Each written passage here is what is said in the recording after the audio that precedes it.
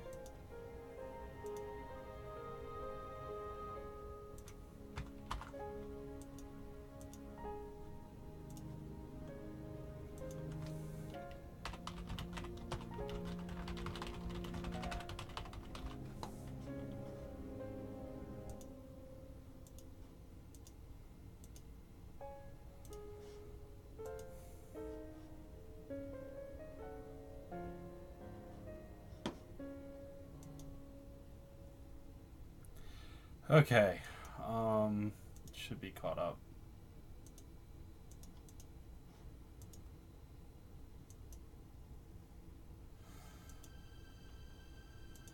Okay. Anyway, so sorry about that. What happened is I have a Wacom Mobile Studio Pro, and which is it's mobile, but I can connect it and use it as a normal Cintiq, with my desktop, and bulky cables aside to connect it. What happened is when moving, because I had the cable on the side, and when moving it, the tablet in front of me, the cable lodged and got stuck on the edge of my table and disconnected abruptly. Now that's happened before because I'm a klutz at times, but it's never froze up the computer. Of course, I'm streaming, and this is when it decides to freeze up the computer, so I had to manually force a restart. And so that's fun, and that's embarrassing, and that's how I'm starting the most recent live stream that I'm doing in a long time. That was horrible. Horrible, horrible, horrible.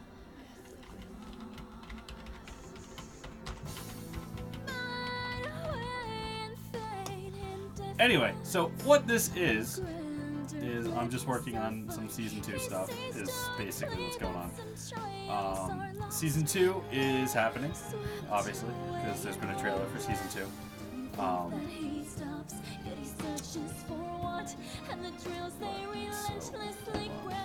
So I'm just getting animating. If anyone shows up, I don't expect many people to show up because it's kind of an unannounced live stream. I'm going to talk about a few things that are on my mind. I'm going to talk about the YouTube debacle. I call it a debacle. Anyway, I only have like 3 songs playing in the background because I kind of own them. They're serious songs, so whatever. And I don't have Season 1 soundtrack on here, aside from Broken Machine right now. Anyway, so streaming, YouTube, yay. Alright, animation.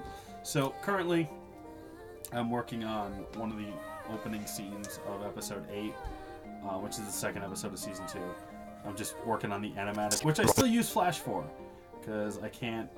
Clip Studio Pro does not have audio, so I can't input audio and animate based on the audio, which is very, very difficult when it comes to original animation. So yeah, so scrubbing through. This is what I'm working on. This is the scene that I'm working on right now. Excuse me. I'm also getting over a cold. But this is, like I said, where I'm going. Yeah, thanks. Animatics, they're fun. Where I get to rush animate, not care about proportions or anything. Why not? They're fun.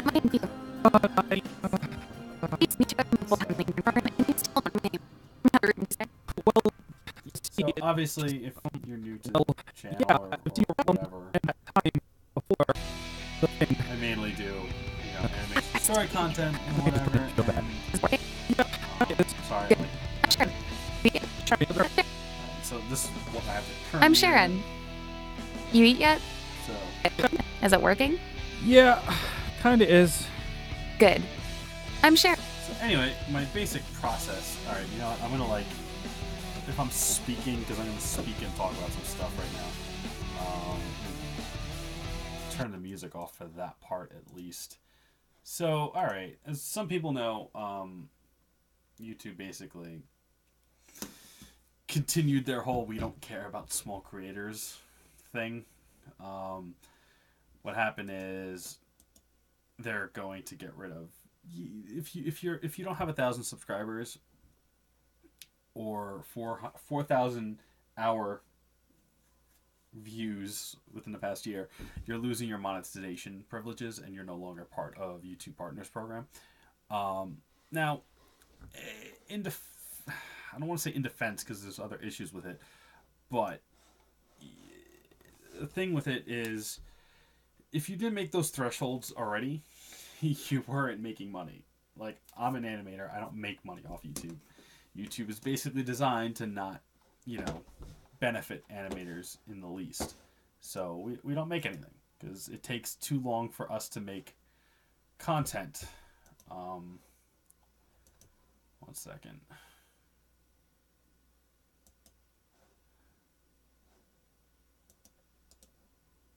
1 second. Getting this.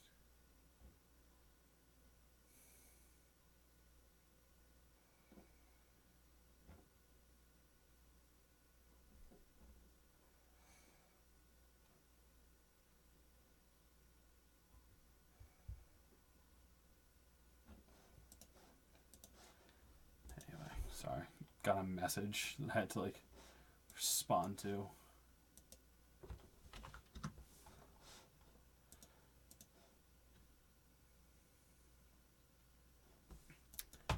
So the point is, we're not making money. It's like you're not on YouTube to make money if you're an animator. It's just not happening. Because you don't. It's like you don't get seen or anything, and it's just not. I can't talk about this and focus on animating. You just can't. It's not a viable thing. But the concern is, if you lose the monetization status and all that whatnot, is it going to be even harder to be found now? Are your videos going to show up in recommended, or because even before this, it was already difficult for that to happen. If you don't have your own established audience already, it's very difficult for YouTube to YouTube doesn't promote you. You don't see anything. It's very difficult to find. What's going on here? It's very difficult for anyone to find you. So it's beforehand, you could not be found on trending. You could not be found on recommended. Really, couldn't even be found on homepage. And YouTube would very often remove subscribers from you without you knowing it. And I've had friends come to me like, wow, apparently I'm unsubscribed to you, and I was not aware of that. So the concern isn't really about the income, because if you're an animator or just weren't in that threshold, you weren't making income anyway. The concern is, if they do this, what features are we going to lose access to? Custom thumbnails and cards, a whole bunch of other things that are supposed to help you build your channel and make you more viable to other people and get more views and get more subscribers. So that's the concern. That it's really a gray area. There's not a lot of talking on that. Also, I'm part of Frederator, so I'm part of like an MCN, like a major channel network and whatnot. So that covered my ass, and I never got an email because I'm like 70 subs away from 1,000 at the moment, because it's like I post like every few months when I have an episode or something or a clip, so I'm not gonna it's not gonna be a lot of people aren't really gonna follow this. I'm not posting as frequently as vloggers and whatnot, so whatever. But I didn't get an email. I know a lot of people got emails like yesterday and today saying your channel is no longer eligible for this. I didn't get one, so I just assumed I was protected by my network. But I got an email from Frederator later today basically saying we don't know. She's like, we don't know. It's what were they saying? They were saying this is the other thing that bothers me about it too. Yes, I'm mainly going to be animating. This is just something that's on my mind right now, for good reason, But point is, so they blindsided like pretty much everyone. The Frederator didn't know about it. They weren't told. So what happened was they like messaged like, oh, by the way, we don't know what's going on. We're checking, but it's going to affect even channels that are part of like any network, not just them. So right now we don't know if we lose, YouTube partnership and then get kicked out of our MCN because of that. That's a little grimy. That's a little not cool. I could kind of understand new channels that are coming in, and I get it. But if you've already met the requirements beforehand and are part of a network and got verified and filled out a contract and did all that stuff, you shouldn't be getting kicked out of your network because YouTube, on a whim, without notice to anyone. Well, I'm sorry, they gave us 30 days notice because it doesn't happen until the 20th of next month. So yeah, who knows? So it sucks. It is what it is. I'm still gonna post on YouTube.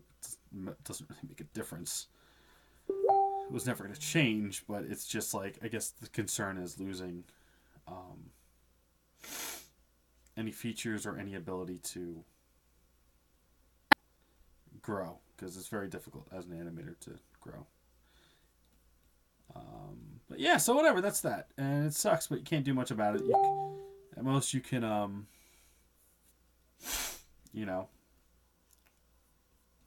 work and try and do stuff. Like, I have some other stuff coming to this channel. Now, so I'm getting, like, messages all over the place. This is... Oh my God. Messages everywhere. I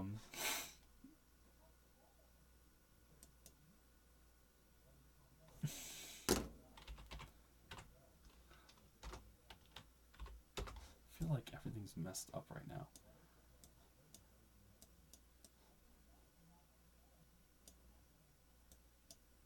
There we go. That was weird. Yeah, so I hope everyone's doing well. But yeah, so if you're an animator, you're not... why are you on, like... Oh, just 720? Sorry, I'm, like, watching this right now.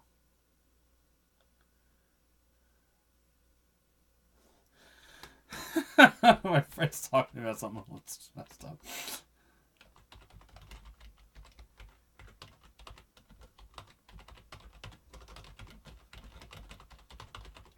So anyway, if you're an animator and you are watching this for some reason, I do agree.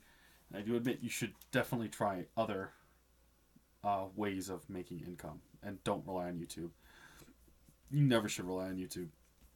The only people that can, really make content or income, and even they have like issues, with income stability, are vloggers or people, or like, I guess games, like streamers and whatnot, or playthroughs and whatnot. Basically anything that has, you know, content you don't own. Sorry, you know, streamers, you don't own the content. And like, there's nothing wrong with it because I do stream. I'm starting to stream now, but I'm just saying it's easier to get views with content you don't own and content that already has an established, you know, fan base. YouTube and the algorithms are more likely to pick up that whatever you're posting because of the title. Whereas if you're doing animation and something original, no one knows it, and a lot of people aren't, you know, it might take them a while to. I don't even know what like I'm doing here with this. Oh, God.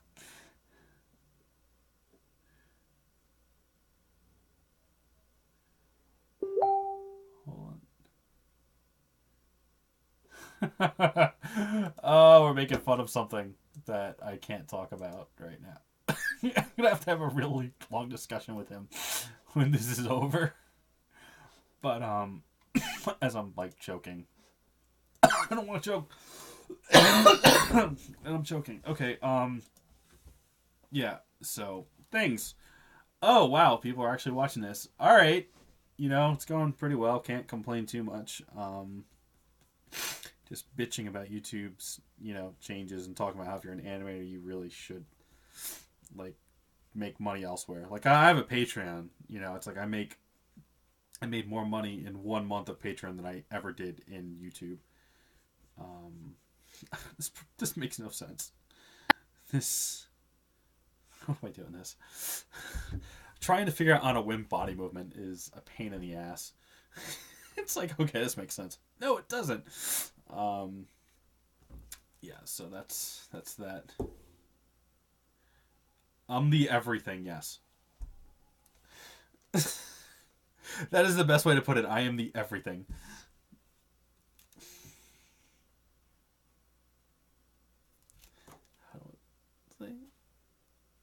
Oh, that should point outwards. That makes sense. The animatic portion is a pain in the ass. And then I go away from Flash. But yeah, so if you're an animator visual person, I highly suggest, you know, if you want to make money, don't do it on YouTube. You will struggle. YouTube is just a place to... I'm going to have to take like a photo reference of this. Fun fact, a lot of artists and animators do this. When trying to figure out what the hell pose they're trying to do, they will do it themselves and take a really awkward photo and then reference said awkward photo. I'm not doing that right now because I don't have the patience. I will fix... Like, I'll end up fixing proportions when I do cleanup in, like, Clip Studio. Because I ain't doing it here.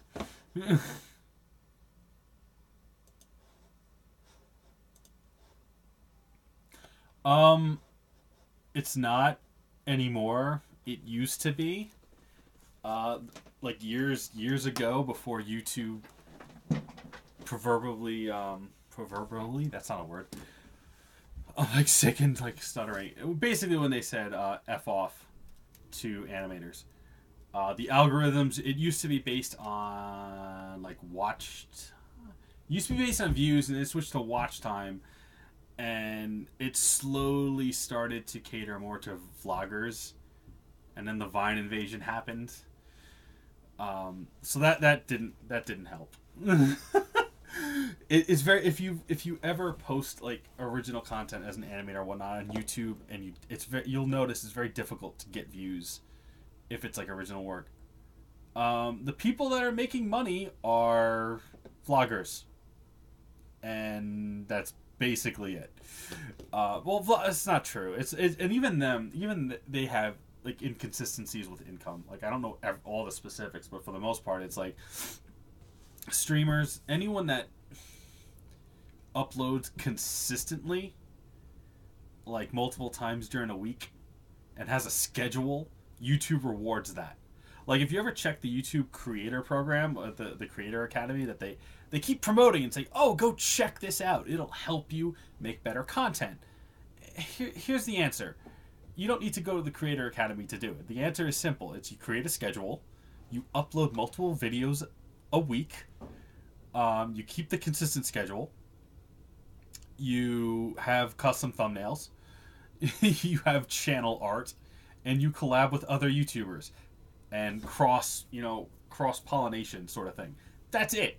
That's all it is. The problem is, if you're an animator, you can't do most of that because, either you're doing what I do, which is long form story content, which takes a long ass time to produce. So it's like I might not have like a full legit video on my channel for months.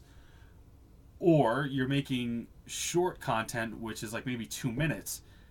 And since YouTube's like revenue and algorithms are based on, how time watched, it's going to take forever for that like 2-minute video to accumulate a good enough amount of views for YouTube to acknowledge you. So it's just YouTube right now is very anti-animator, and it's been that way for so long, unfortunately. It sucks. I like YouTube. I've been here since like the dawn of time, and it has a lot of potential. I met I met good friends here and whatnot, but it's just not viable. The problem is I'll like upload episodes. I won't get many views anymore, like because a lot of people don't even see that I posted something. Or I've had, I mentioned earlier, friends have said to me, oh wow, I'm not subscribed to you anymore. I didn't know about that. Where YouTube just purged subscribers from like your channel. So it's just very not animator friendly, which is very unfortunate. It's basically like an embed site. It's like you want to upload a video and you don't have a website.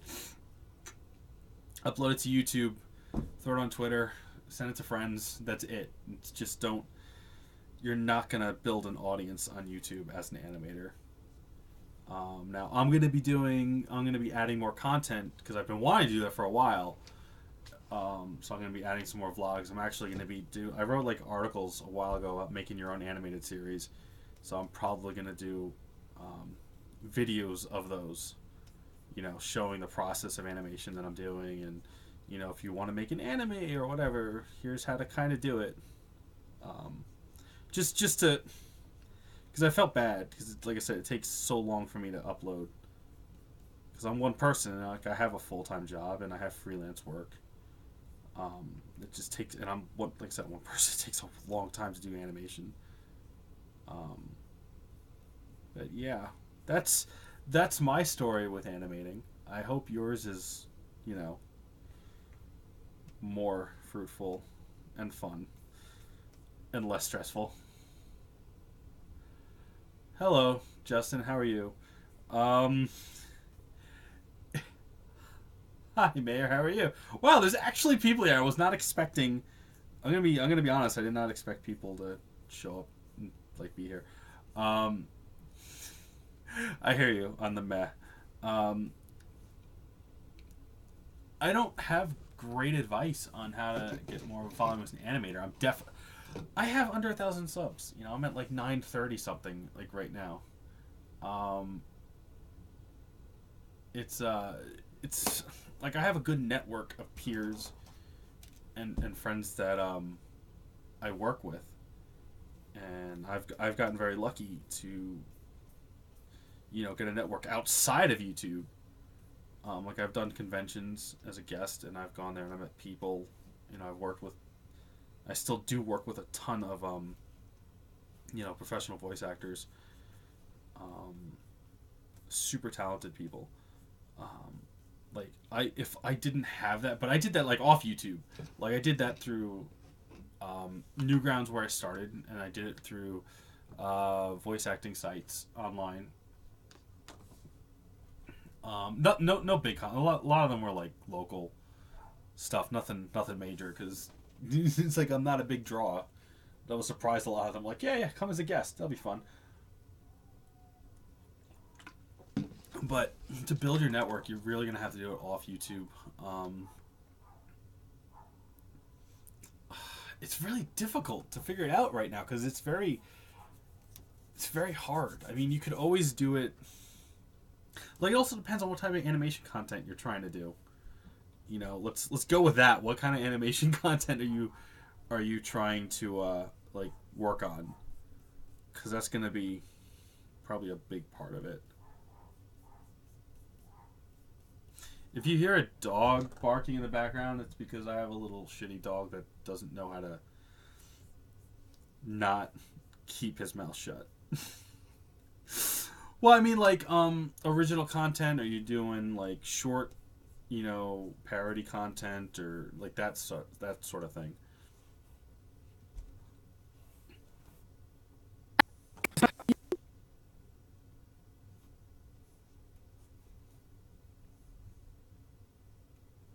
Kinda is. Good. I'm Sharon.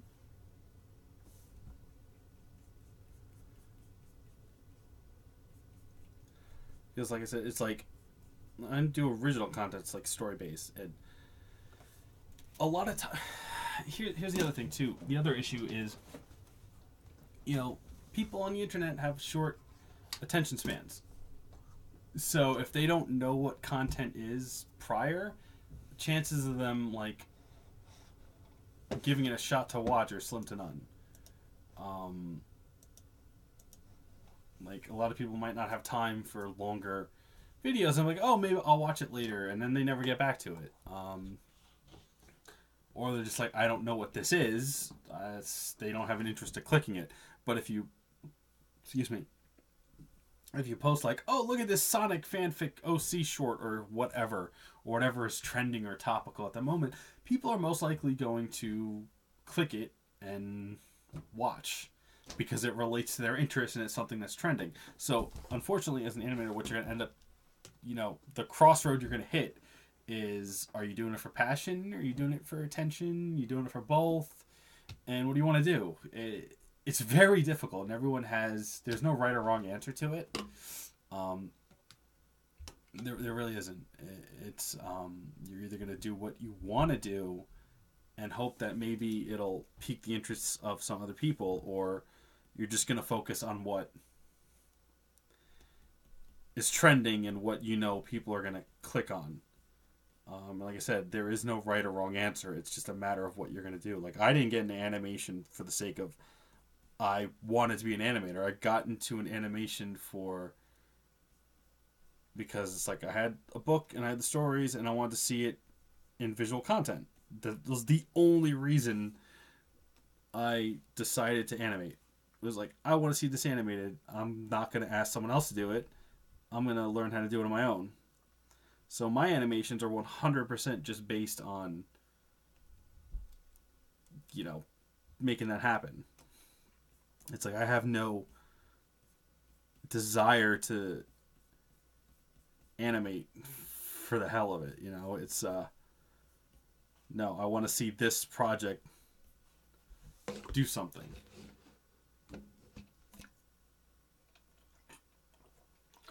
I'm actually going to touch on that whole, if you do it for attention, you're going to burn out.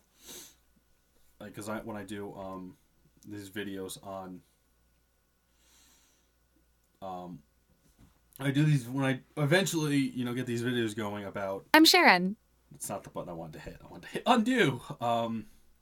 Making your own web series. I'm going to talk about the whole passion versus, you know, attention thing. Like, I've known a lot of animators that started pretty high strung and then lost steam when they realized they couldn't keep it going and they weren't getting the attention they wanted. Dude, Justin, that's awesome. It's really awesome. And I'm glad that you want to start something. Like, I do it for fun.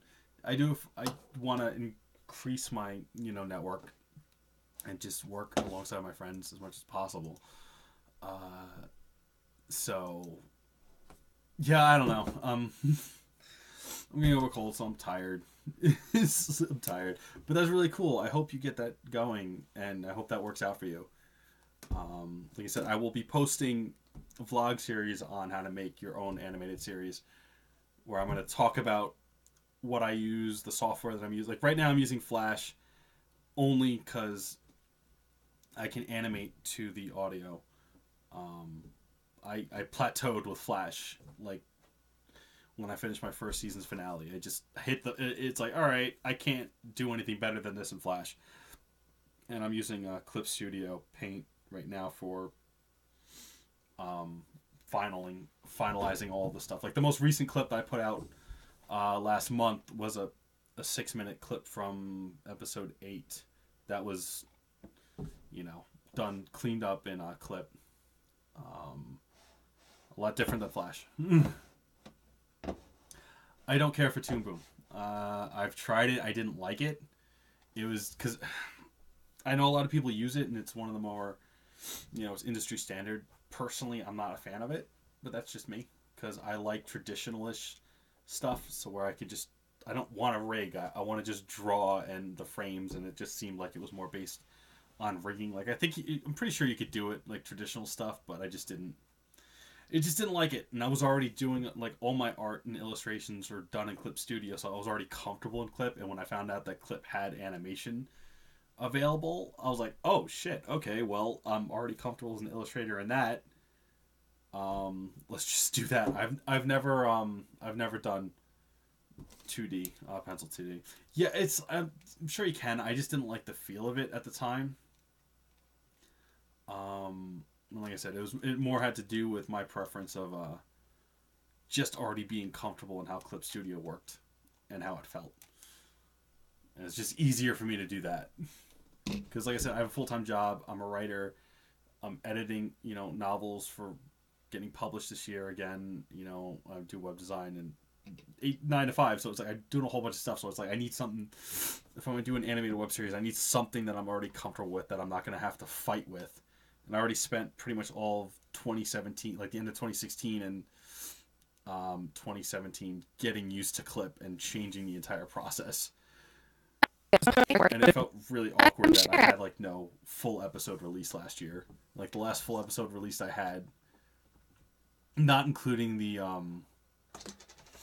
volleyball minisode, was the finale in August of 2016.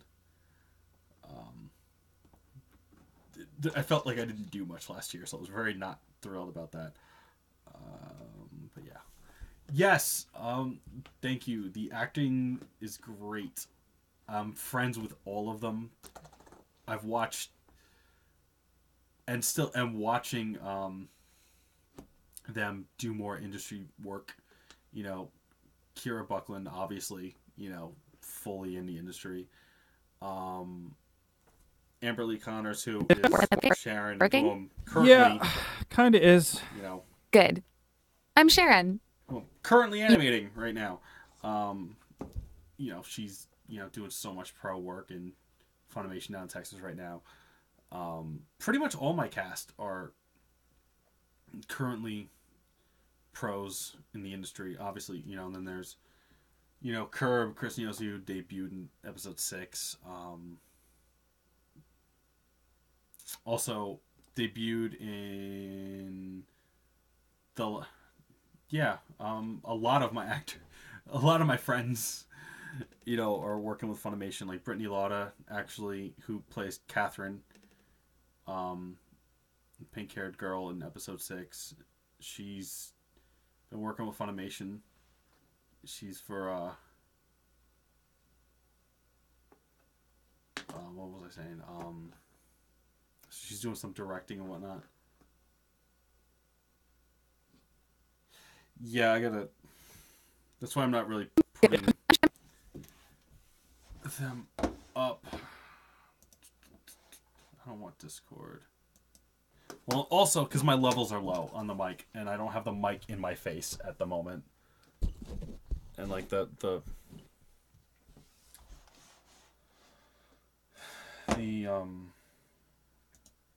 lines are kind of, like, loud anyway. I'll deal with that later. But yeah, like, like I said, Amber, Lee Connor, she was what? She was Nozomi Keijo. She was, crap. She was in the One Piece movie. She was the luck chick. I forget her name. That's horrible.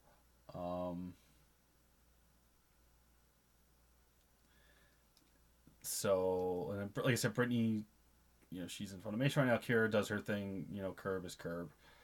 Trying to think. Oh, I got distracted. I also got really lucky in episode 8.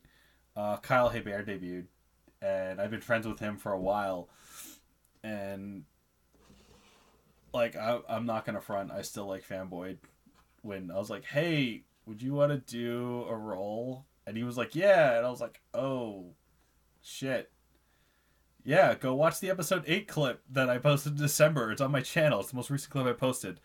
He's in it. So that was a thing. Like, I met him years ago at a con, and we became friends and kept in touch and whatnot, and really cool. I'm like really humbled and honored that's a thing. As far as the voice actors,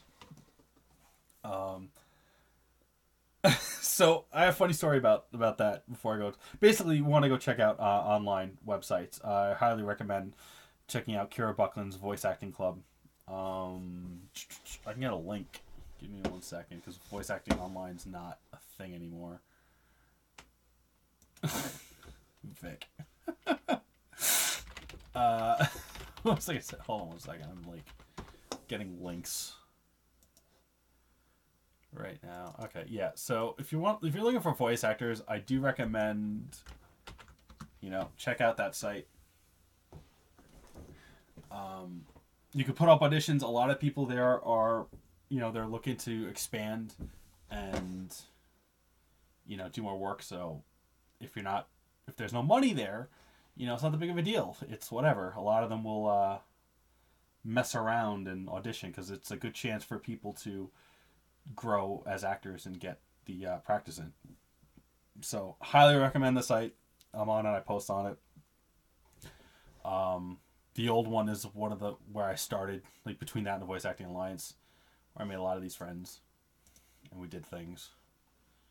And a lot of them still hang with me and still do stuff, and it's really cool. Like, for the most part, like, I have pretty much everyone from the original cast back in like 2007. A few recasts had to happen, but for the most part, they're all still around.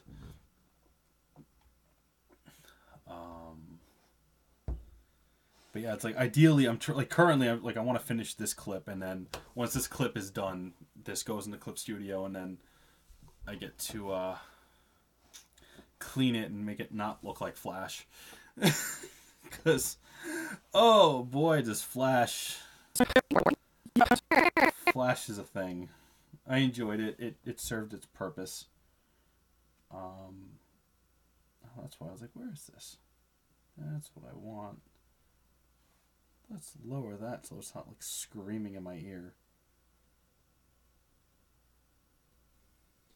I'm only going to tell... Yeah, that should be better.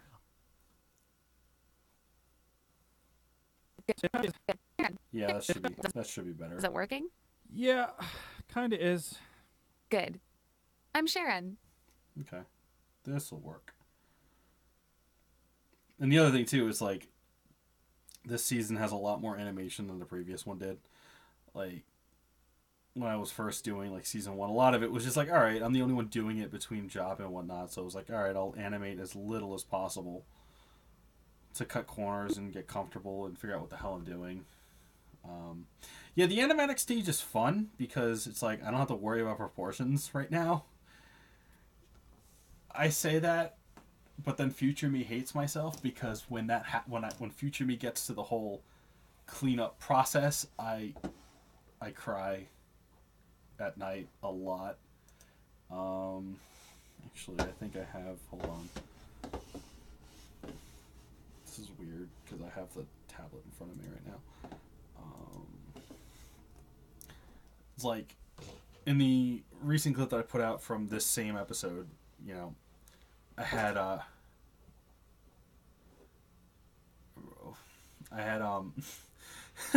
just like, it's like, oh, I'm just gonna keep adding in betweens and do this motion, and this is totally fine. It's not gonna be that big of a deal. But since it was in the animatic form, it wasn't that refined, and I was like, oh, I'll deal with it later. Not a big deal.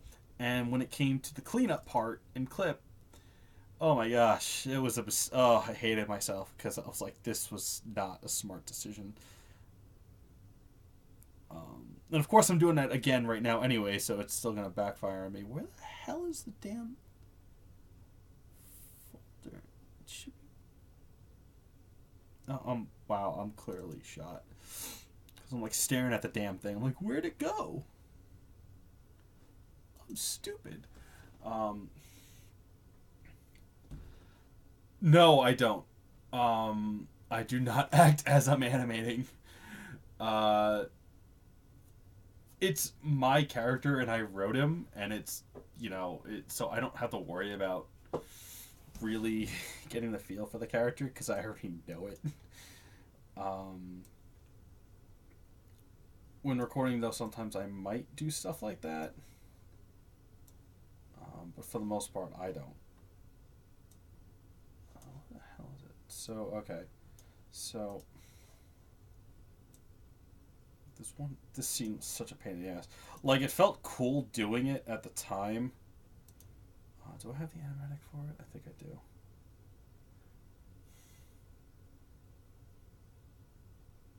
Well, yeah, the more you animate, that's just how it's going to happen. Like, the more in-betweens you add, the longer it's going to take to finish something.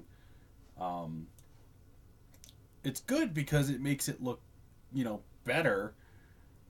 But again, if you're a one-person, show here,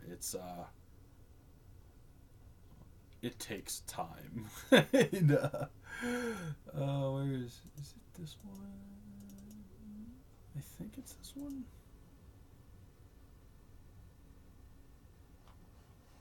Is it this one, or is this? Oh no, that's old as shit. That's not the right one. Crap, now I'm just wondering, did I lose the freaking, Okay, that's the old. That was like the flash file from like when I first started the season where I was like, oh, I like this idea. That'll happen in episode 8, which I'm nowhere near doing. I don't know where'd the animatic go? Is it not in here? That one. Oh, crap. Did I, like, lose the flash file? Oh, that would suck. I mean, it's not like it matters anymore.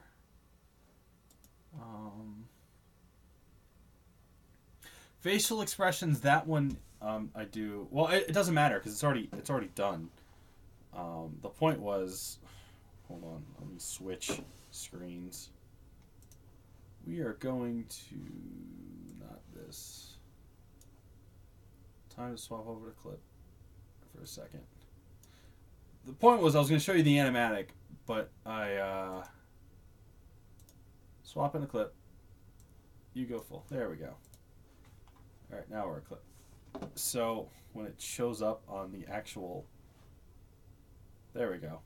Well, no, I did save, but this was just on this computer because this isn't the desktop I'm using right now is not the same computer I was using before, so it's probably in my backup file. But anyway, the point was, oh, actually, you know what? I might have the. Do I have the video file anymore? I might.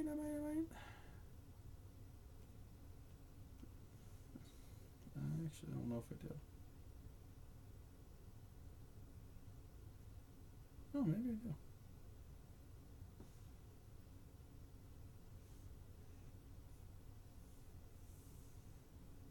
No, I don't. Okay, whatever. That's old. Anyway, the point is, like this clip, for example. Yeah, this is the clip's timeline. This was like 50 frames, so this was like, oh, this was a good idea. Point was, it felt good. All the cleanup is done in clip. All animation clip cleanup is done in clip. Yeah, see, this was weird. So the point was, like, this specific clip, I was like, all right.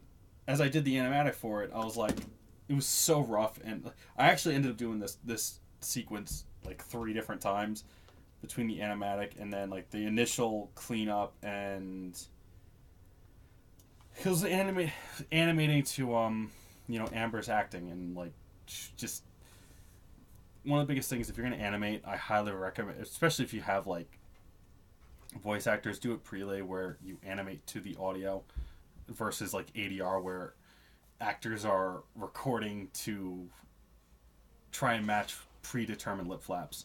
You just have a lot more freedom this way. So that's so clip was weird. So process with clip. Back to Flash. Back to Flash. All right. 1 second. I'm like, there we go. So clip.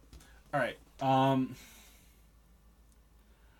So beforehand, like in season 1, everything was in Flash. I was using the pencil tool because I like thinner lines and whatnot. It was just easier. I didn't like the no, I don't go the anime dubbing route. I go prelay. Anime dubbing route, what that means, that's ADR, like audio dialogue replacement, where the lip flaps are already animated and the actors try and they'll get like 3 beeps and then they go straight in to try and match the lip flaps as they record. No, the joy of prelay is I get to listen to the audio, which is what I'm doing right now, and I will animate based on the actor's performance. And when you have talented actors like I do right now, it makes things easier and also more difficult because it challenges me to like, all right, well, I can't animate this flat because that would just do them a disservice. But that's later stuff. So Flash, I did everything in Flash. I did, actually, you know what? I should have,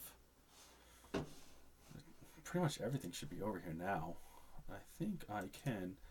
Let's go. Oh, I do. Cool. Coolio. What am I going to do? What's a good one? What's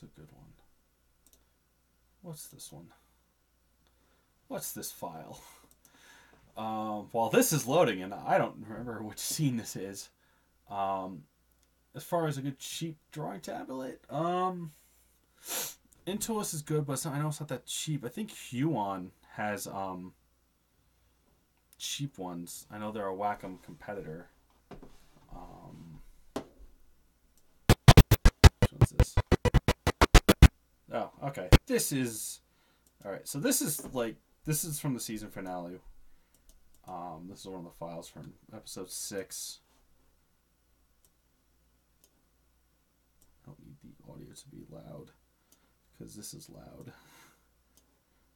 So like I said, this was season 1, episode 6. So everything was done in Flash, and it was, I used really thin lines because I just liked it and I didn't want to do, the thick paintbrush. It just didn't work for me. I didn't like it. I'm just gonna turn that off.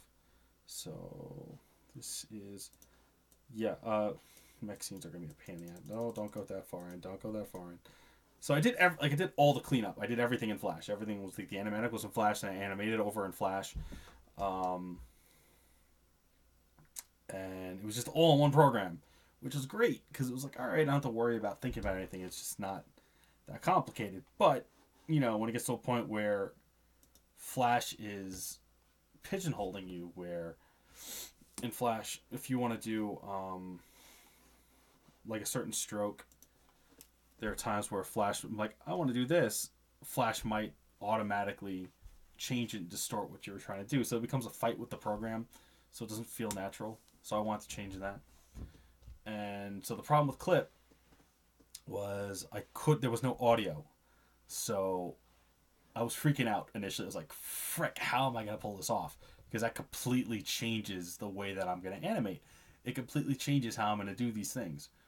Because my process was do raw audio, throw it into Flash, animate to that, and then export it, throw it in Premiere, give the audio to my sound designer, and then she would, do a cleanup, a better balance with the sound effects and whatnot, give me the audio file. Then I would replace the exported Flash audio with the properly sound designed audio. Generic, you missed my initial rant on the YouTube changes. Once I finish this topic, I will discuss that because I am monetized. I am part of Frederator. So I've been a partner for years. But I will get to that topic in a second. Yes, my rants are fun. If I'm like I said, I'm gonna be having more vlogs about things just to have more content on the channel, so there'll be more rants. Like I said, I'll get back to that because that's a whole thing. So with Clip, I ended up doing a workaround where it was like I would export the animatic, import it into Clip, and just reanimate the entire thing over the animatic, and then export that out, put them together in Premiere, and then render it. It's a little more legwork, but it's actually not that bad, and the quality is 10 times better than season 1, and I'm really excited about that. And streams, I don't know. I think I'm gonna try and schedule at least twice a week, but to be honest, I'm probably gonna be streaming like every other day while I'm working on stuff. So it's gonna be a little more frequent. I recently just updated and like rearranged my entire office and got, you know, more equipment, and like I use a Mobile Studio Pro, and I got a Wacom link so I can connect it to my desktop and stream, you know, using the desktop. So that'll be happening more often, which is good because I need content. I need content. Need all the content. But yeah, so what am I following up? The ending theme. You mean season 1's ending? You mean this one? Hold on. I'm assuming you mean this one. Okay. It was a friend of a friend that he was. I met him through Amanda Lee, who's a friend and does Karen. His name is Luke Thomas. So he wrote it and composed it, and Amanda sang it, and that's how that went. Really, really straightforward. Very, very talented dude. I've been planning. I feel bad because I've been planning to do a new track with him, but he's been busy. I've been busy, and then financial things one after another. It just hasn't happened.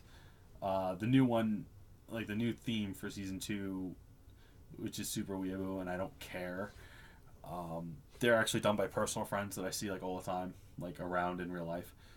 Super talented people. But so there'll be more vocal tracks. But I refer to my friends right now as my TM revolution, because if I'm gonna be called stealing like Gundam Seed, then I'm stealing the concept of having a TM revolution, and so my friends are my TM revolution right now. So that's who did Broken Machine. I want to answer more of the. Give me 1 second, because I want to touch on that tablet thing, because I don't know much about you and tablets, but I know a lot of people have been pointing them out lately, and they are pretty cheap, especially for display ones. Like, here we go. Like, here's what's this one? Like, this is like $73. Like this one. Like, this is that's like a $73 one, which is super cheap for a tablet.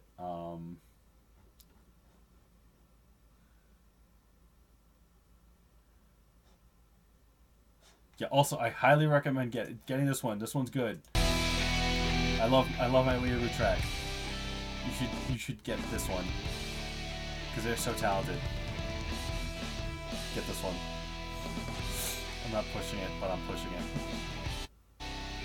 Get my weeaboo track.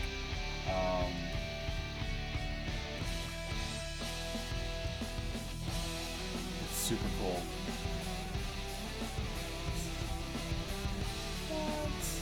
That's a good one too.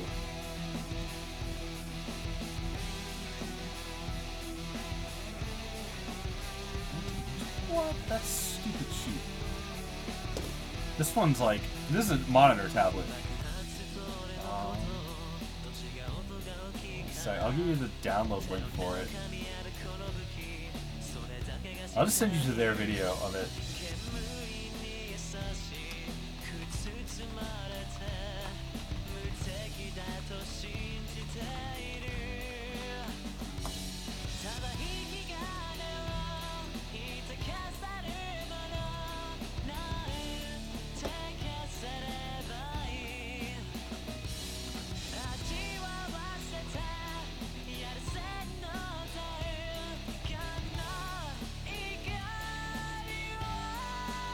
Oh, the guitar solo's great.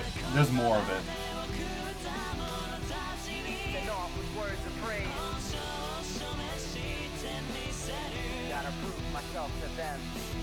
Super talented people.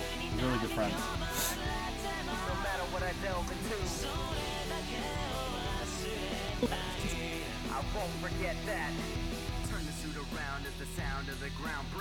See, now I'm just keeping it on because I really like this track.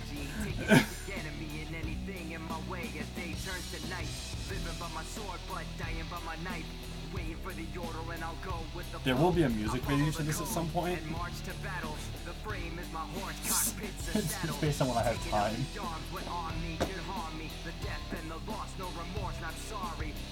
Machine than the drones alone as I stand as a dog, a product of war. This cold wind blows as the earth gets torn. Create red rivers that the dead will shiver. It's not in my heart, it's all in my mind. Just pull that trigger, the time is up. This photo in my pocket. The flame of my courage. I will go back to YouTube rant after a song is done, by the way. Not forget that.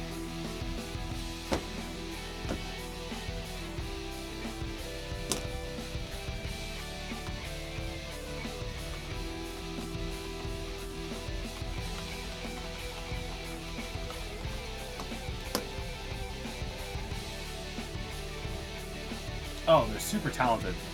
Really good at this shit.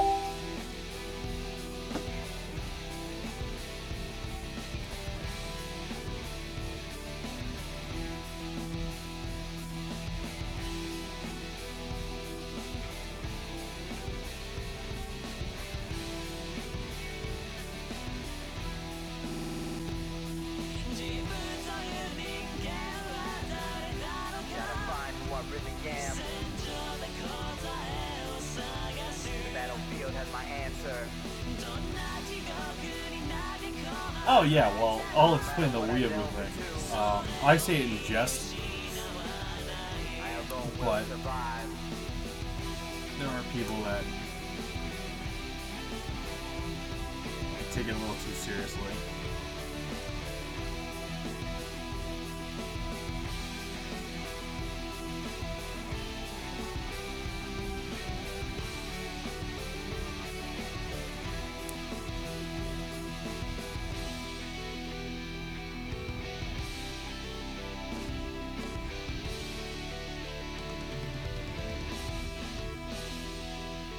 You're not wrong though. It's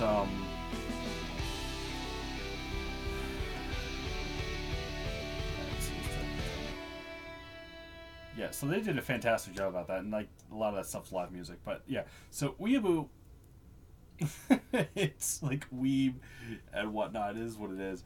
There are people though, and this is why I don't post on Newgrounds anymore. A lot of times people are like, "Oh, you're doing anything anime inspired," and like, "Oh, you're a weeaboo," and like they just discredit. They try and discredit the entire project because it's such a derogatory term, and how it's being used anyway. But yeah, so okay, since there's actually people here, I really did not expect there to be people in here. I will properly discuss the YouTube's update to what they're doing.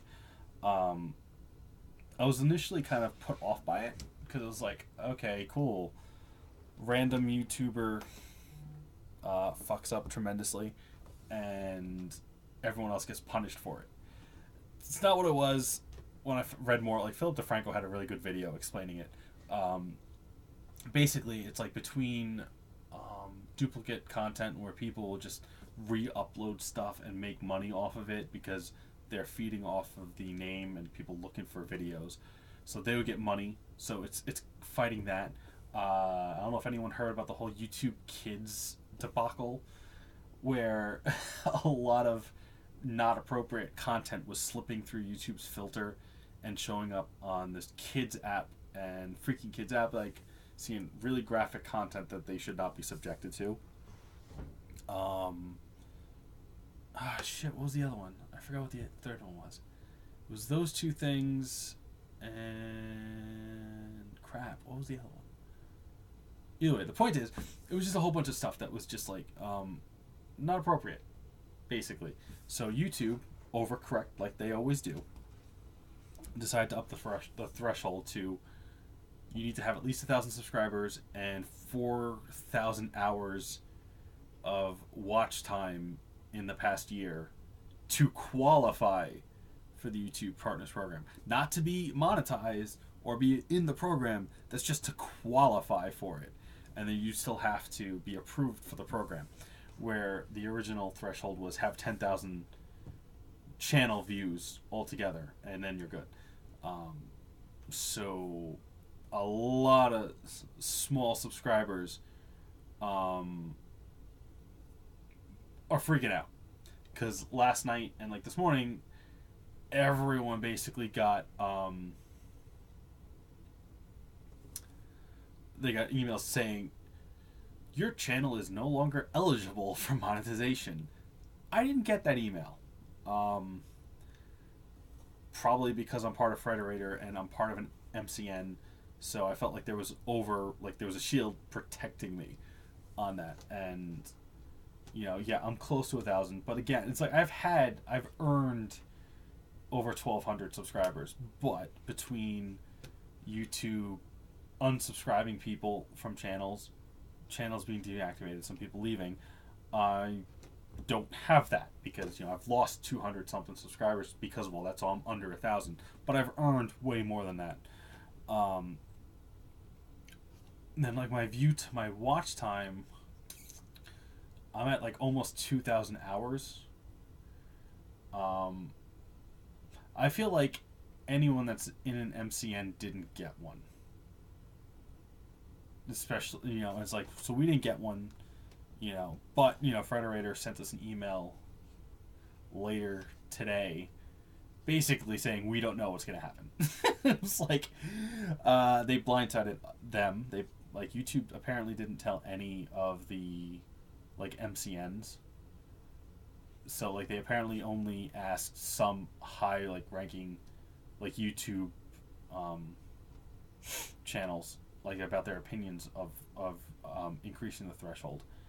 But they didn't contact the MCNs, and so I think the main issue that everyone's having, and I have with it too, is that we were all blindsided by this news. It was like, oh, by the way, oh wow, so some people got the email. I don't even pay attention to the Frederator forum, honestly.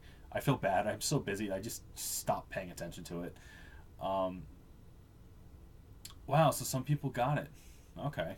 So now I'm wondering if they're looking at channels and making off the cuff decisions, all right, well, this channel's doing this, and who knows, we'll see what happens, I guess. I even checked spam. I didn't have it in spam. So it's just a lot of people felt blindsided by it, because it just came out of nowhere. It's like, oh, by the way, you have 30 days and then you're not gonna have access to monetization. Now, here's the kind of half-assed defense for it. If you weren't meeting that threshold already, you were not making money. I don't make money off YouTube. As an animator, it's very difficult. YouTube is set to be against animators. It's just between the algorithm and just the way that everything works, you're not going to make money off this platform at all. You just can't, because it takes way too long. The platform is designed to cater to people who release multiple content, multiple times during the week. So like, oh, here's my video on Tuesday, here's my video on Thursday, and my video on Saturday and Wednesday. Here are my scheduled times, and it's like so you're consistently uploading content. The more content you upload in the shortest amount of time, the more likely YouTube's going to promote or even show your videos in recommended, or in like the homepage to people or your subscribers. So if you're not posting frequently, YouTube doesn't really care about what you're doing, and it's going to show. That's the problem. So you weren't making money anyway.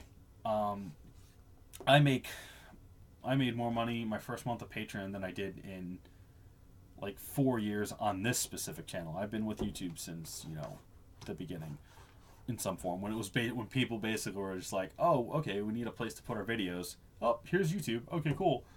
Like I was getting like 30,000 average views on my first channel with like games, like captures that I was streaming and whatnot.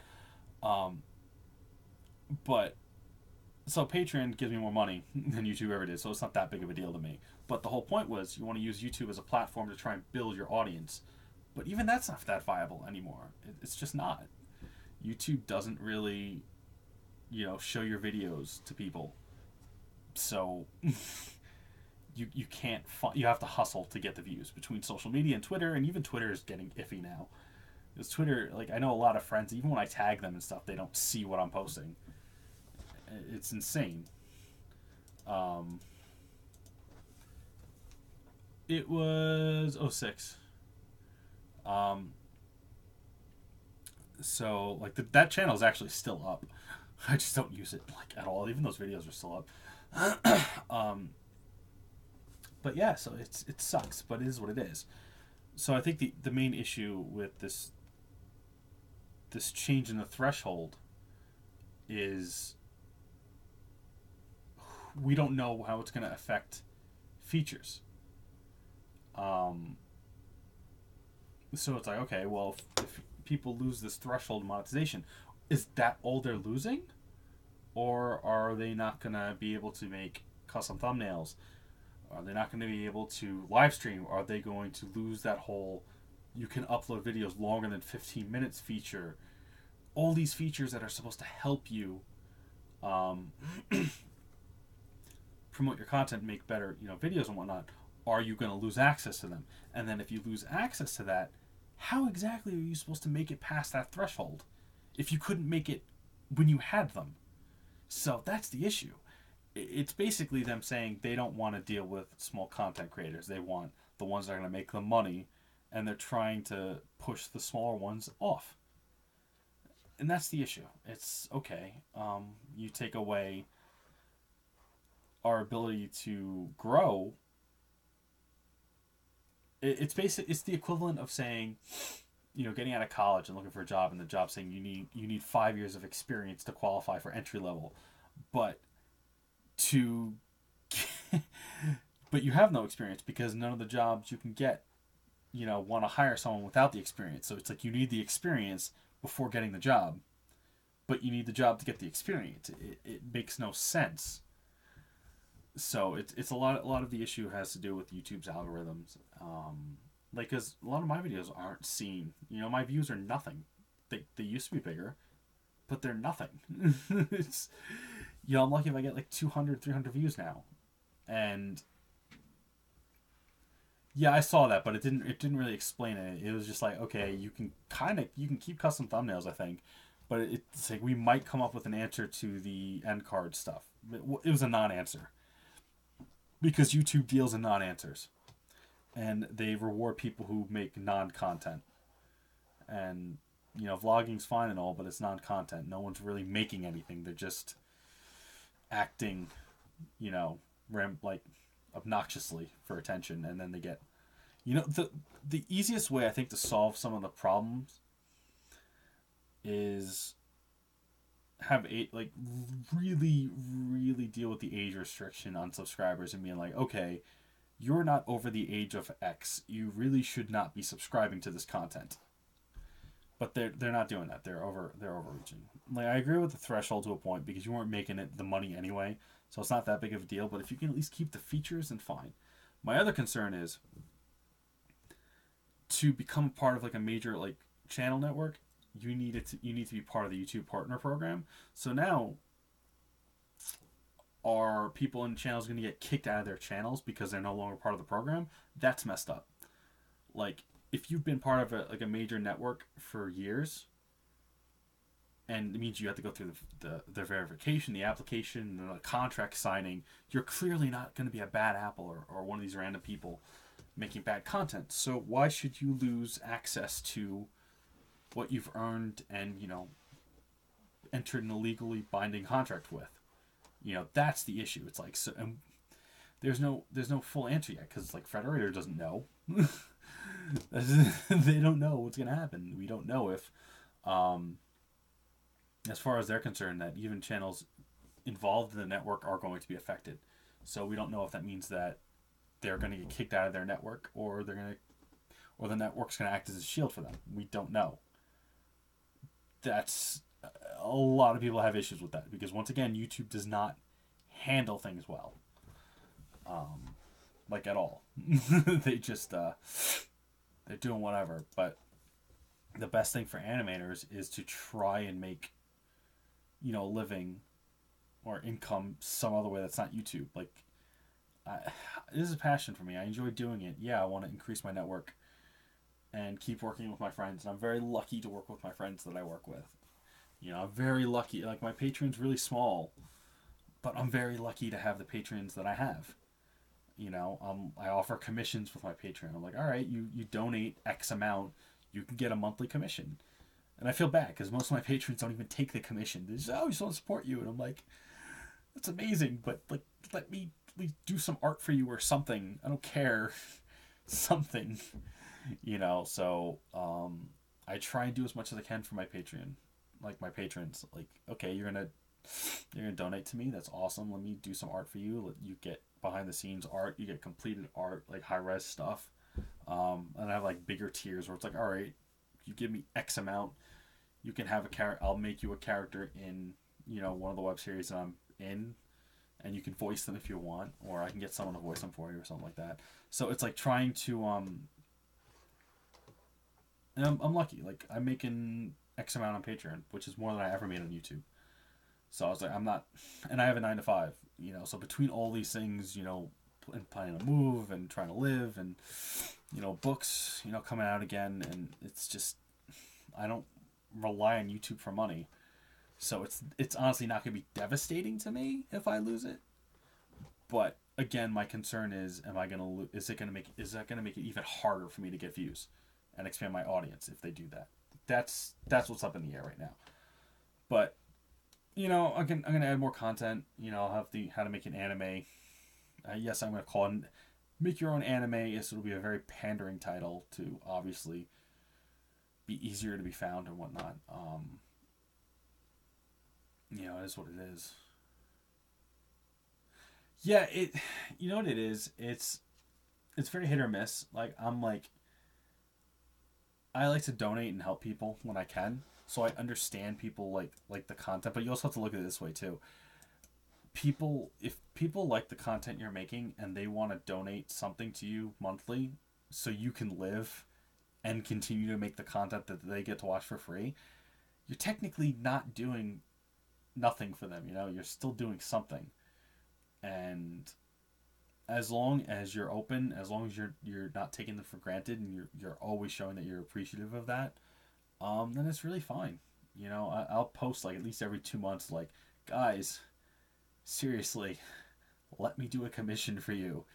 Message me what you want. Let me do something. And they all turn me down because they just don't know what they want. And they're like, you don't need to. We just want to support you. And I'm very, very, very humble. But obviously, I do have some that do take advantage. Like, I have, oh my god, I have two $50 ones. And I'm like, why? But they take advantage because they get a character, that'll be in the series. One already wrote him in. He actually recorded lines for an episode that I haven't gotten to yet, but he's in it. I've done art for him sporadically of his character and stuff like that, and he got to have some input, and it was cool.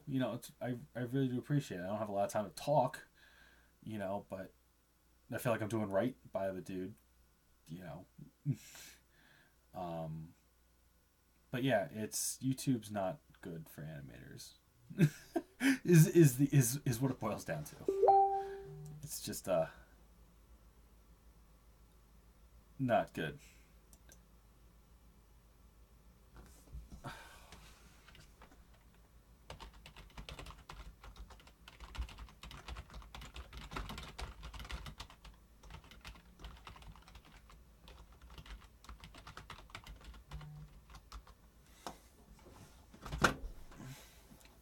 So sorry, a friend messaged me about something. So questions that I missed. Let's give me a second as I scroll back because I'm pretty sure I've missed some questions.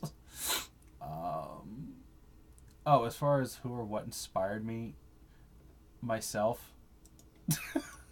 Nah, like Armored Core is what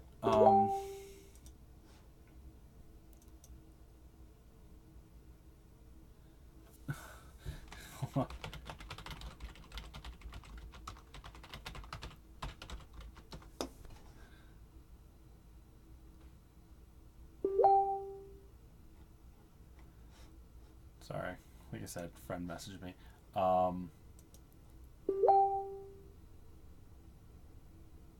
right, take care, dude. Thanks for stopping by. I'll have more streams. But yeah, no. So Armored Core is what actually inspired Shattered Heaven as a whole, like way back. Um, I really like mech. I enjoyed customizing them. I was an admin and part of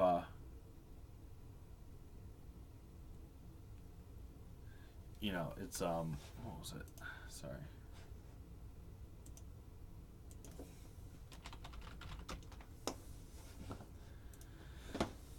So sorry, I'm like getting messages all over the place. So I'm like split. So what happened? Like Shattered Heaven started off as Armored Core fan fiction, because I was like trying to write stuff. So it's part of Armored Core Online, which is a forum that's now defunct. That's where I met a lot of people, and then it ended up turning into its own original project that it's just because Armored Core wasn't fitting in anymore. And I garnered a small fan base of like the members on the forum. I would post up chapters as they were written, and then they would follow it, and then it turned into like we actually did like a multi-author side story where multiple members on the forum, would take a turn. They would write a chapter, I would write a chapter, and we'd all put it together to make a single story. It was a lot of fun. Oh man. And I met this one guy, Marcel, really good friend of mine now. No, not Gundam. See, that's the thing. A lot of people automatically assume that everything about this was inspired by Gundam, and that's not the fact. Not at all. Gundam came later. So what happened was, I met Marcel, and he was another artist, and I was starting to mess around with drawing the characters and drawing mecha and whatnot, and then we kind of ended up having like a rivalry of trying to outdo each other in like art, and eventually got to a point where I was like, all right, well, fine, I'm gonna up the ante by animating now, so screw you.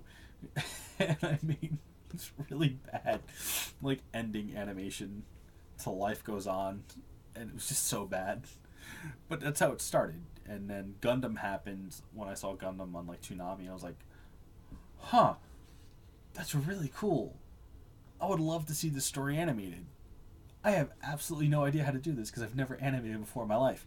And so the Gundam influence came in terms of visually, in terms of like how the hell to animate, was a lot of me watching Gundam and be like, I'm gonna mimic what they just did and break it down.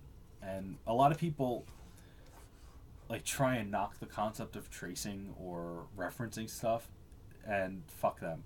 Like, that is how you learn, is by observing stuff in nature and like mimicking it and like drawing based off that.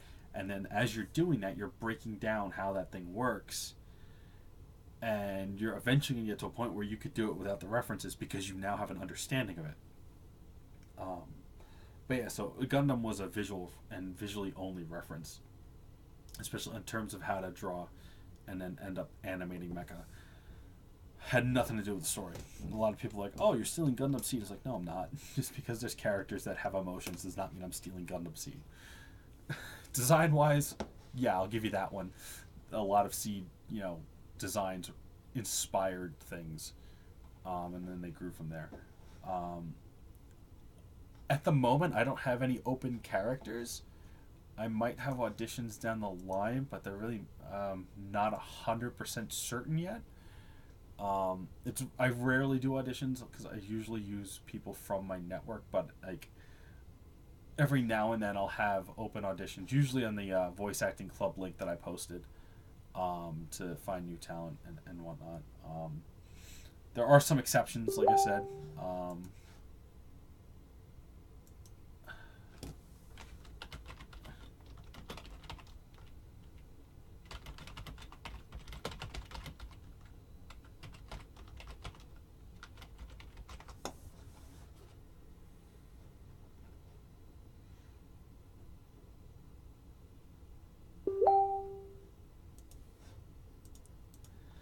Anyway, like I said, there are some exceptions. Like the Patreon is the exception that I give to people because I let them, if they're given, like I said, it's $50 tier, it's Patreon, because there's a lot that goes into animating like a new character and then like writing a new character and then finding a place for them in the story that's already been written and scripted. That's that one.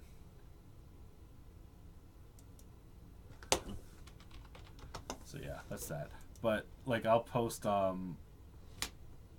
I said, I don't know when the next time I'm gonna have auditions is, but I'll probably post a video on it. The next time it's like, all right, I'm doing auditions again finally for the first time in X amount of months. But like I said, at the moment, all characters are cast currently. But yeah, really though. People with over 40,000 subscribers got the email. Yeah, it's actually, that's weird too, because like I know a friend that has like at least 10,000 subs, and he got the email as well.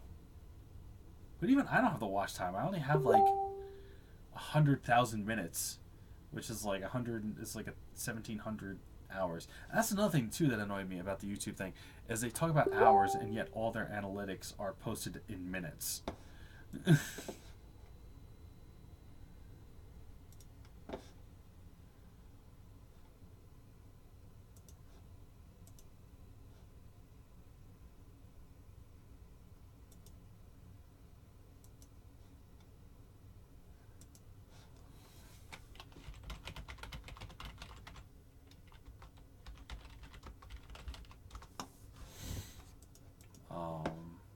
It's just weird.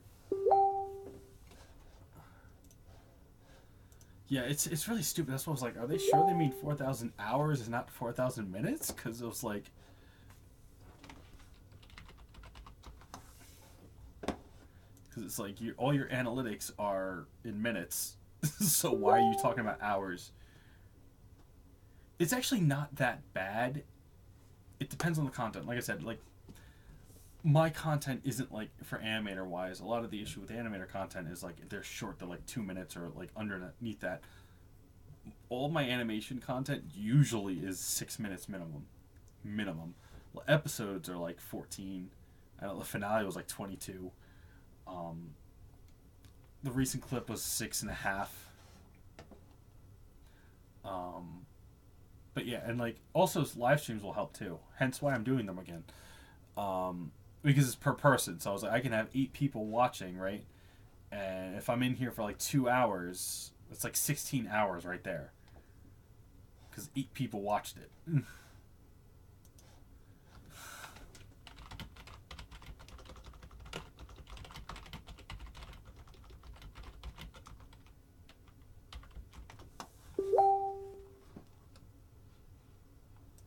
But yeah, so it's yeah, if you live stream, we just upload like content. But again, it's like I don't understand because I didn't get an email. I mean, at the time.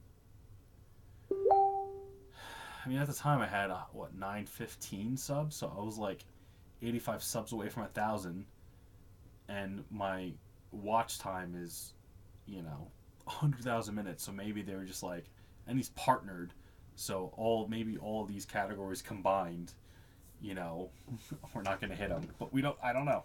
It's weird.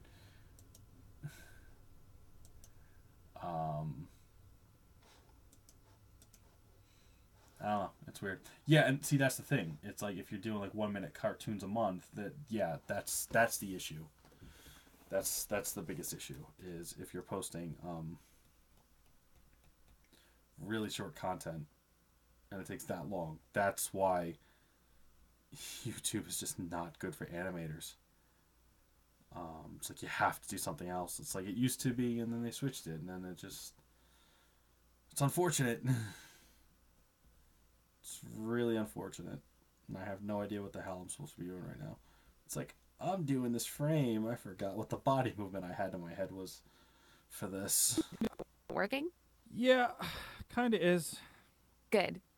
I'm Sharon. Okay, now I remember. But the thing is that,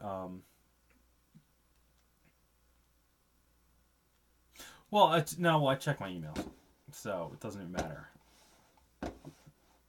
And my emails are set to my phone as well, so I checked my email that's set to this, and there's absolutely nothing from YouTube. I have absolutely no, like, the most recent YouTube emails I have are about subscribers, and that's it.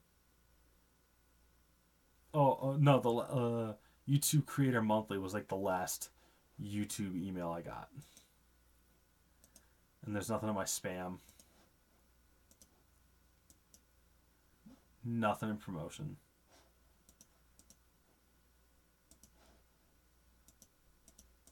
I wonder if it's in like my channel messages or something. Something really random.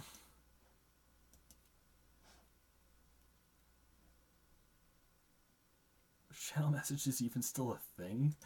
Now that I think about it.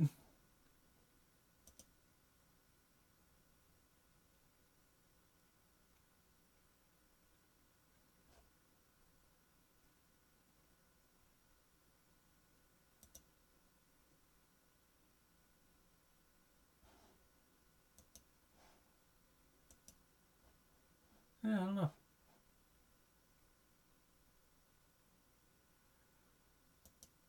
If I could date any of my character.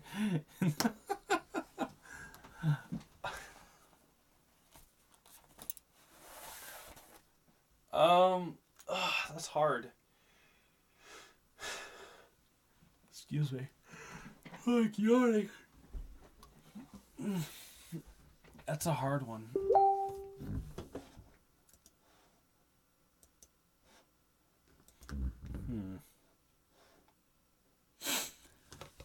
See, now you got me thinking. Well, yeah, no, I am tired.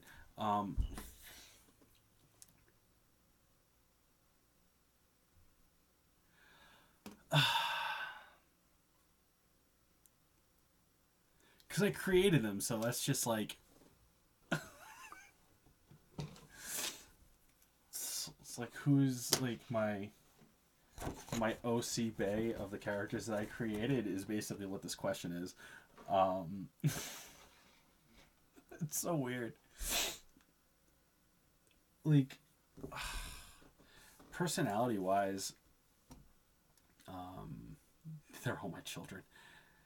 The thing is, like, so far in the date, like, if you follow the series, the only female characters that you've probably seen that have any actual screen time were Amy and Karen, probably, were the only ones that had screen time.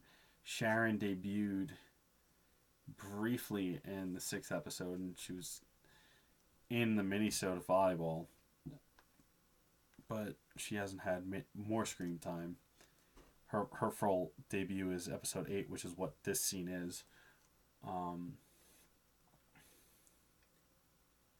Yeah, I can't choose because it's like each character has a personality trait that I would be like into, per se. So it's really hard. to settle down. And I also don't want to answer certain spoiler things, so there's that.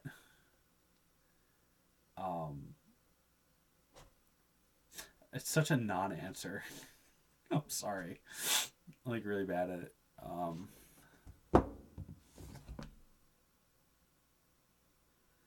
Yeah, I'm like really bad at it. Like I don't know. See, I passed that question off to fans, like the small fan base that I have. Like I actually had a poll recently on Patreon. I was like, "Who's your bae?" And then I was like, "Who's your husbando?"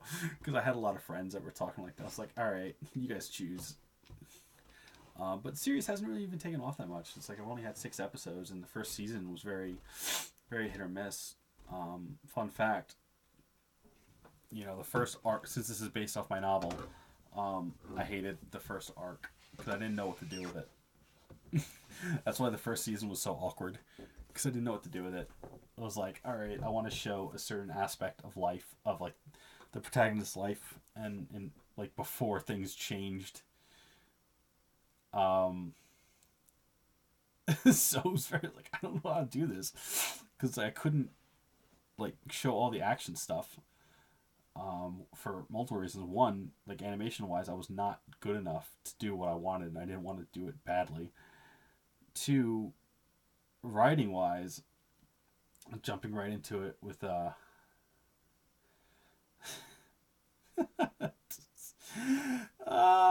no, that wouldn't work. Fun fact, I dated a girl like that once. It was not fun. Oh, it was not fun. So the first season was very, very weird. I didn't know how I wanted it to go. Like the first few episodes were very slow because it's like, all right, I want to kind of show how the character's life is very adventurous. It's very chill, very dull. And then shit just hit the fan by the finale. And I have to say, as a creator, I loved. Oh, thanks, dude. Appreciate it. Like, I don't know how many people actually saw the finale or actually watched the first season. Yeah, no, the first season was awkward as fuck. It was awkward as fuck. At least up till episode 4. Episode 4 and on, it was smoother because at that point it was like, all right, plot's happening. This is a thing. Also, double fun fact. 2013 when I decided to redo it, I was in like severe depression, and I had to force myself to try and do stuff. So when I wrote the scripts, like in January of 2013, like I wrote scripts 1 through 9 in January. It was a mix of being like, oh, how the fuck am I animating this? I apologize for the cursing because I'm now at full I am tired mode. It was very like, it was like, how am I doing this? There were things I wanted to do. Like, I debated doing the first episode starting at the end of the finale and then doing the cliche flashback thing just to show the action and get people. But I also knew jumping back into animating, I wasn't at a level where I could pull off what I wanted to do, and I thought it would just ruin it. So I was like, all right, I'll experiment. Let's just keep dialogue and do some simple stuff just to get something done. So, like, the first 2 episodes were basically me forcing myself to get back into this. The 3rd episode, like, around towards the end of it, specifically the Adam Amy rooftop scene was like, all right, here's the plot. Like, too long don't read. The first season plot is very basic, is pretty much Adam being part of, this intern group that makes mechs and stuff like that, and him not knowing what the hell he wants to do with himself. And be like, oh, I want to become part of this military. I want to take this exam. And then taking the exam, and then that leading into season 2. That's all the first season was about. It was just done very awkwardly because I was stuck between trying to figure out what could I animate, trying to have a job, dealing with depression, like suicidal depression, not like generic depression. It was like straight up like, okay, I don't know how this is gonna work, sort of feel. So that was what that was about. But in like the book, it was never like that first arc was only 6 chapters. Actually, it was like less than that originally. It was like these characters had like no develop. Like Amy had absolutely no development in the book. It was like, hey, there's this girl Amy Kikis, and she did a thing, and that was it. She fulfilled her position, and then that was done. So, yeah, first season was always awkward. It was just, but around when it came to the exam, by episode 4, that went away, and it because the plot picked up, and I was like, all right, this is the plot. This is where we're going. I'm not forcing filler content of characters that really have no meaning other than they're the friends of the main character at the moment. And then obviously when, the finale plateaued by 6, where I don't think a lot of people expected it, and that was kind of fun. Like, like a lot of people's comments, especially when episode 5 happened. They're like, oh, okay. They're like, things are happening. And then 6 happened, and they're like, oh, shit got dark. I was like, yeah, that happens. It gets worse. It gets a lot worse. But, like, season 2, like, the transition to Mars and is, like, the main plot, and that picks up in season 2, and that was always the main meat of the series and the journey for the characters. So, being there now, I'm really happy about. Like, okay, I got to it. I get to animate this, and I'm actually happy that I took the slow route and I did season 1 the way I did, because it was such a learning experience. And I'll say this to any animator, artist: you have to get the shit out to get where you want to go, because it's how you learn. And never be embarrassed by the really bad stuff you do, as long as you take something from it, because that's how you grow as a person and as an artist.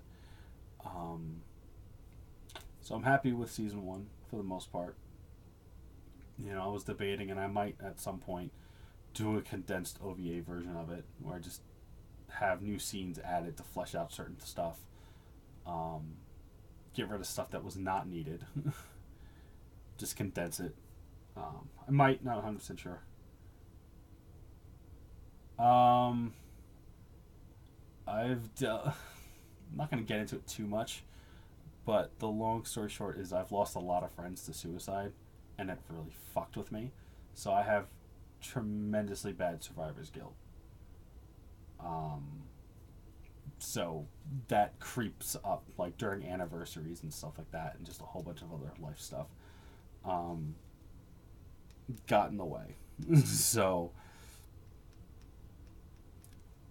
that's why season 1 was awkward initially until like 4, because a lot, like, the first 3 episodes were me dealing with, that level of depression and just trying to animate through it. It's not an excuse for, awkward content. It was awkward. But again, it was a learning experience, and there was some good from it. Like, I learned, like, here's the thing.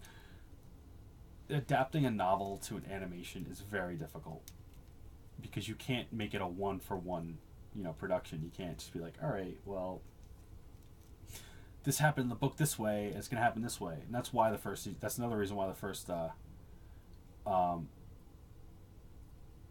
do you think Shattered Heaven is? This is what it is. A close friend of me killed herself years ago, and Shattered Heaven came from that.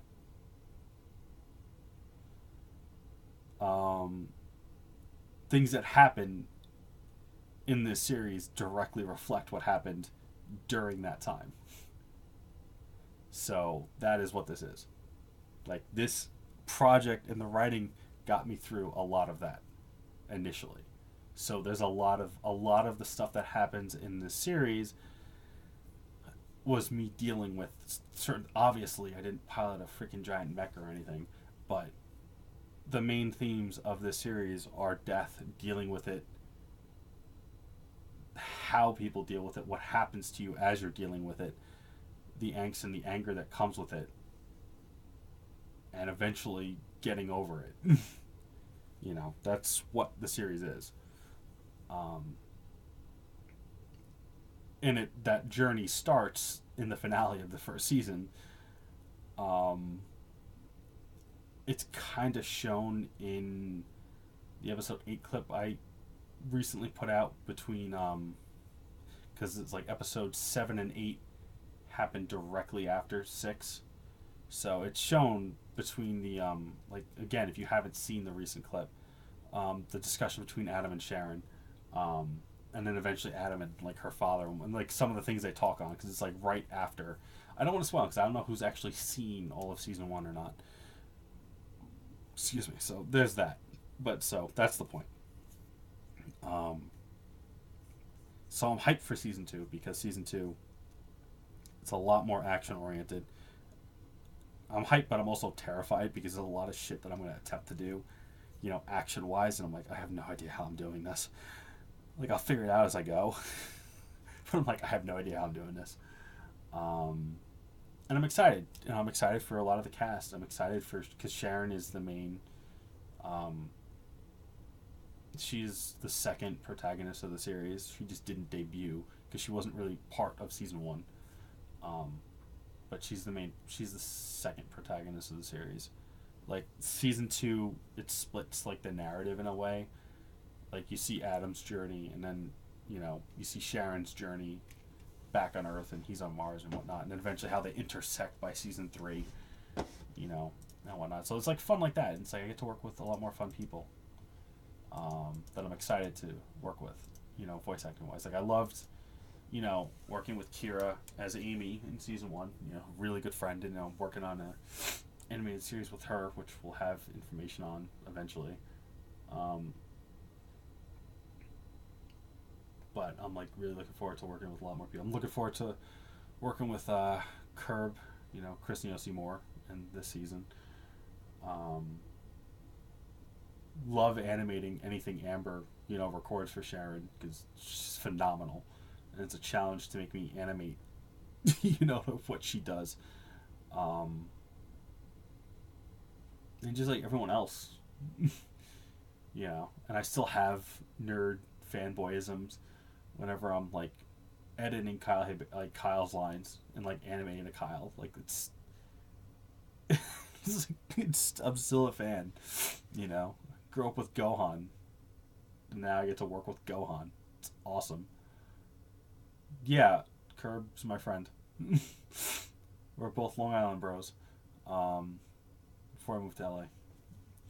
Yeah, he's he actually debuted. He's like one of the main antagonists. He debuted in episode 6.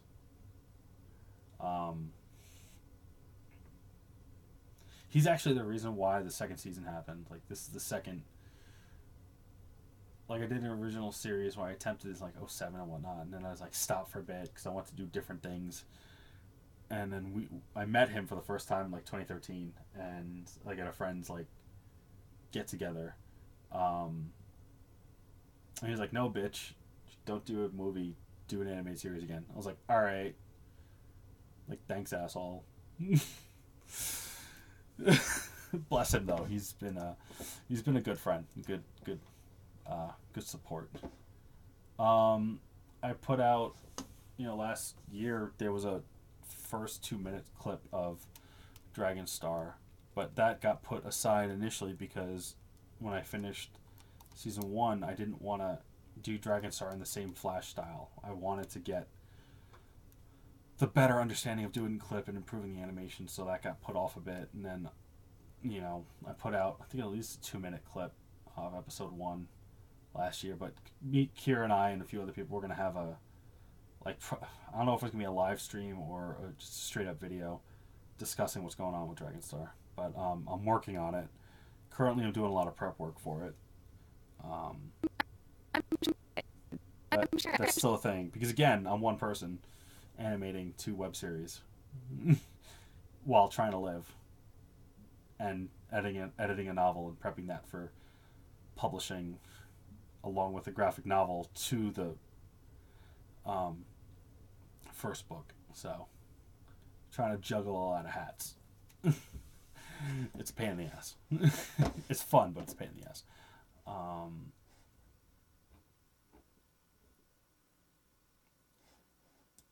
But yeah, so Dragon Star's a thing. Do I have a drink? Oh, I do. Not really. It'll never not be a thing. But I'm also playing a move, and again, the living thing is big. That's why Patreon's a tremendous help. You know, any little bit helps on Patreon, and that helps a lot. And I'll be doing a lot of private streams on Patreon, and like patrons get commissions and you know access to different like art files that I don't publish online. What the hell is it doing? Yeah, so that's the thing with Dragon Star.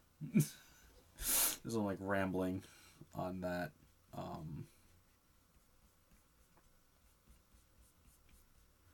And I have a new also setting up a new label for myself that all animation projects are done on, and getting that site ready, and having a store for a whole bunch of other stuff, and like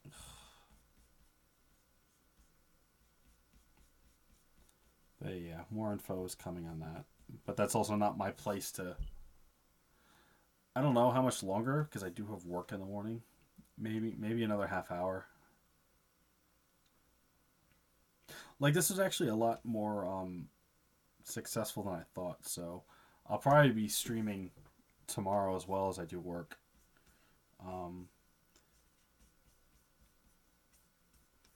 Like, that pose makes no sense. I'll have to better reference that one.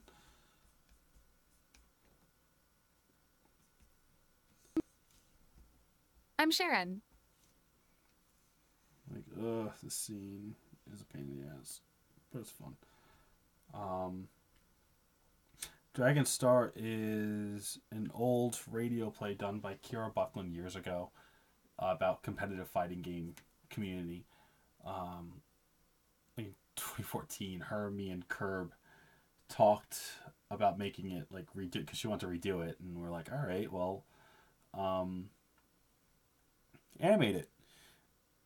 And oh god, this was actually funny because it's like I said, it was her, me, and Curb, and Curb just looks at me. He's like, "You animate it." I was like, "Fuck you."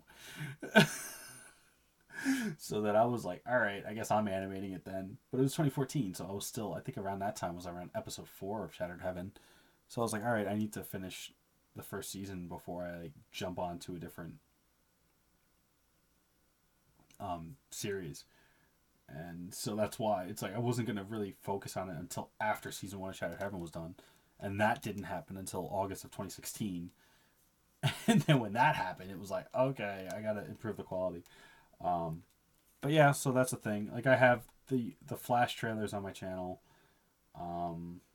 There's a clip from episode 1 on the channel, like a preview clip. So yeah, it's doing multiple Oh yeah, things. that'll make a difference. This doesn't strike you as odd? I'm trying to finish this scene. We don't have time to go into this right now. Excuse me. And exactly when will be the right time, you self-righteous dick? When you calm down. Excuse me. This is so ridiculous. You've always been like this, treating me like I'm some ignorant kid. Up until this week, you were a kid! Hey! Hi, my dad told me to meet up with Adam. Something came up, so he's running a little late. Oh, okay? Perfect. I have a meeting of my own to attend to. Animatics are We so can finish void this of like discussion details. later once you're done. Right. Well then, shall we get going? Wait, go where exactly? You don't know my name, do you? We've seen each other multiple times in the intern program, and you still don't know my name. Rather rude, wouldn't you say? Well, you see, it's just, well, yeah, And I've seen you around. Other reason why and I don't that like Flash. time before. Flash likes to randomly thing. save and go non-responsive. Yeah, but I still know your name. Now you're just trying to make me feel bad. Like, Is when it this working? happens, you have to let Yeah, it, like, kinda finish its is. course. Good. I'm Sharon. You eat yet? Sharon, On the one hand, it's good professor's that daughter. it, like, automatically saves. I knew that. That's nice. Totally knew Okay. that. No. How was I? I was over here. I was over here. It's just, well, yeah, I've seen you around, and that time before the thing. Yeah, but I still know your name. Now you're just trying to make me feel bad. Is it working? Yeah, kinda is. Good. I'm Sharon. Okay, that's what I'm at. But yeah, so animatics are fun. And this is why I don't. This is the other reason why I was like, alright, I can't do Flash anymore. Again, it's fine for animatics. Clip doesn't do that. I don't have to worry about Clip freezing up on me or doing anything stupid. Like I said, Flash is easy to do simple animatics and just sync up to the audio. Yeah, so that's Flash. It's like I'm almost done with this scene. I'm Sharon. Like, I'll probably add more in betweens. Like, I'm like, they've asked the question if I ever do the facial expressions or anything when I do recording the character. There are some parts in that, especially the awkward, like, stammering part, that I'm probably going to record myself acting out, so I have like a facial reference, and then I'll animate to that, just to make it look better. Like, this is like an important scene because it's Sharon's like full real introduction into the series where the characters fully meet for the first time. So it's like just put into place. So I need it to be like done well, or as well as I could possibly do at this point. Yeah.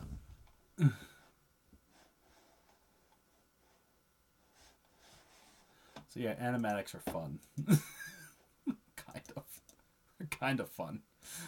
They're also slightly annoying. And you take them for granted. Like, there's a lot of proportion and detail issues I didn't care about in this because I just want to know the movement of what things are going to be, and like, I'll fix it when I clean it.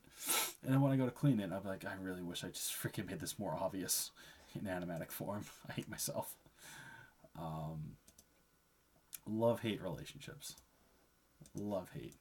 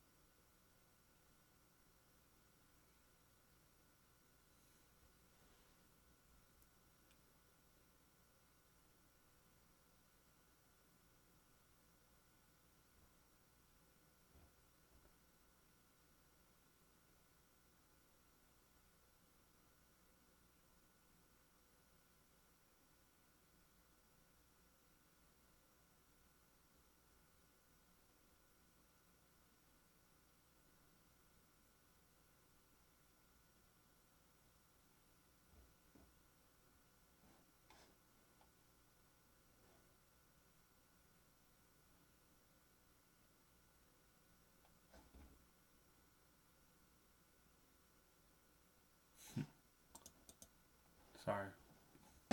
Got distracted by something. So yeah, that's that. I love how this turned into like a Q&A, essentially, which is really cool. I like interaction. I didn't get as much production done as I wanted, but that's totally fine. I like interacting with people. Yeah, I'll probably end it in like 16 minutes or so. Because again, I have to get up for work, and I'm also thirsty, and I need a drink. Bad. But mainly it's the sleep thing. I don't sleep as much as I should. I'm trying to feel bad. I was doing a thing. Oh no, yeah, they totally are. I just don't, like, I'm not used to any fan interaction because 90% of my like audience don't talk. Like, they creep. I feel like I'll release new content or episodes. I don't get that many comments, but I'll get like more likes, but not that many comments. It's like, I think the majority of my like quote unquote fan base, if I can even call it that, are just creepers.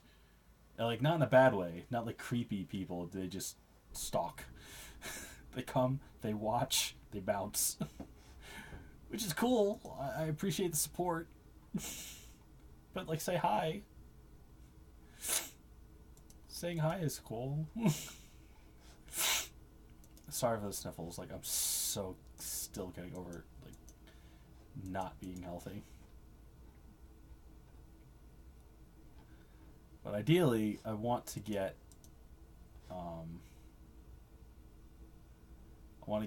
at least the next, high. The goal currently is to get at least 2 episodes done by, I want to say June. I want to get episodes 7 and 8 done by June. I'm working on 8, even though I haven't really even started on 7. That's an actor issue. It's like I have I have all the lines for 8, and so I was like, all right, well I have everyone for 8. Let's just animate 8 and get that done, and then I'll animate 7. And I'm doing something different this year. It's like I used to just release an episode and be like, all right, I'll see you in like 3 months. This time I'm like holding off, so I'll probably wait till I have at least 7, 8, and 9 done before I release 7. Because I'm like, all right, here's episode 7. Then a week later, here's episode 8. A week later, here's 9. And by the time 9's out, hopefully 10 will be done. Because season 2 goes to 15, I believe.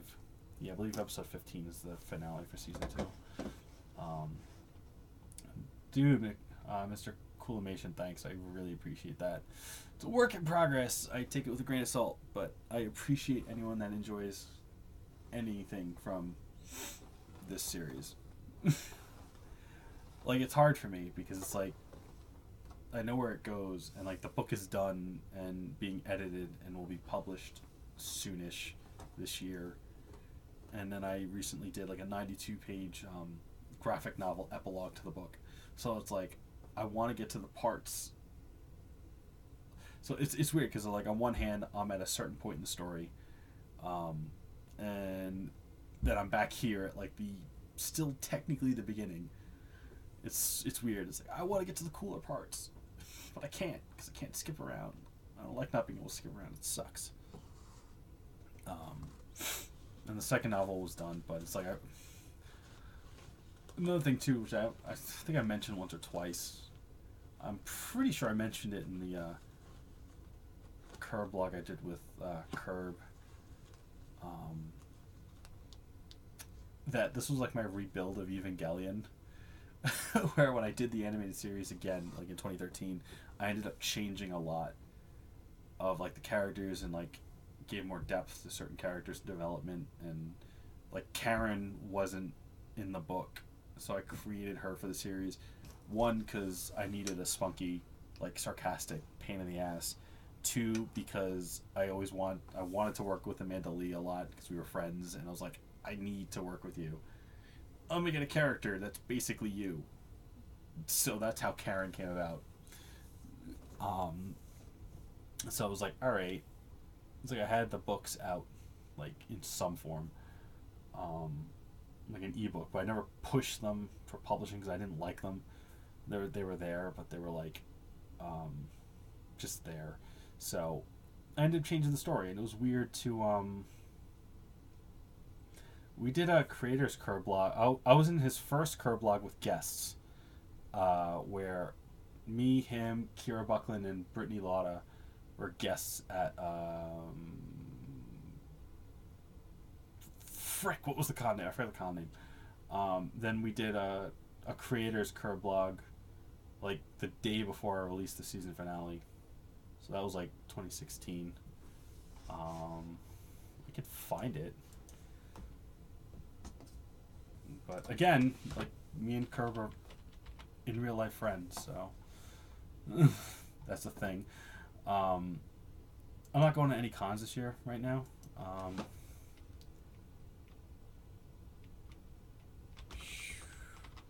Yeah. Oh, and the best part of like that Curb blog that I was on with him. If you've obviously, I'm assuming you've listened to his Curb blogs, you know how he always hums the theme song in the beginning, and he naturally chose a fucking Gundam Seed one with me because why not? Fun fact, like when we would mock each other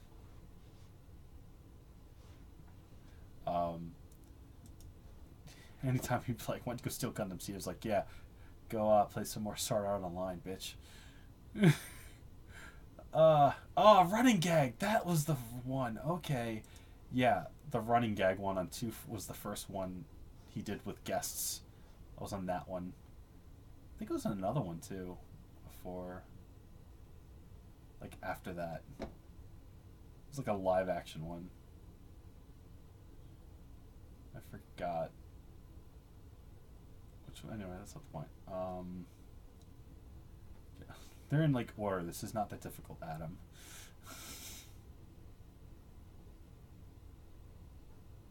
This is not complicated. See how easily distracted I am? It's amazing. Oh, did he not put the new ones in? Dumbass.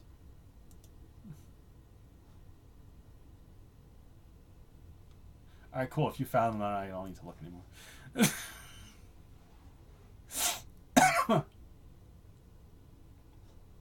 Yeah, I was in the first one with guests, running gag, and then there was another one he came back to visit New York. I remember it was with Anfish and whatnot. And then the animator one, like creating your own series one we did. Like, I actually reached out to him about that one. I was like, dude, I want to do a vlog on making an anime series because I'm about to drop the finale. He's like, let's make it a curve vlog. I was like, alright, cool, let's do that. And then we did that. Good friend, really talented dude. Very, very, very motivational. Also, highly recommend go watch Godzilla Monster Planet. He is like the main character in it, and I watched it today. And if you're a Godzilla fan, watch it. It was fantastic. I really like the interpretation. Highly recommend it. Go watch it. That's my plug for the night. Go watch Godzilla Monster Planet. Yeah, so that's that. I don't know if there's any other questions. Probably got like another 10 minutes before I'm probably gonna call it a night. I'm most likely gonna stream again tomorrow, like more on this.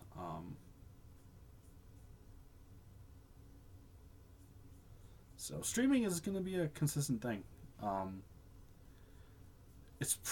I would not be surprised if it's like every night for a while because I'm trying to get a lot of work done. And dude, fan interaction's fun. So I have a Twitch that I'm going to be using, but you know, for YouTube's current catastrophe, it's like it makes more sense to just use my actual YouTube stream and not like make the computer freeze. But yeah, if there's any other questions or anything you guys want to know or whatnot, by all means, ask. You know, I might even do a stream where I just do like drawing ideas or commissioned or something. I don't know, it's all fun stuff. And like I said, eventually I'm going to be doing how to make your own anime vlog series where I'm going to go over all the tools of the trade, what tools I use, you know, to animate, the mentality you should have with this. Because if there's anything to learn, especially from like today's YouTube thing, do it if you have a passion for it, and that should be the main thing. Like, don't feel guilty for wanting to expand your network or have better views or anything, but that should definitely not be your main like goal in this.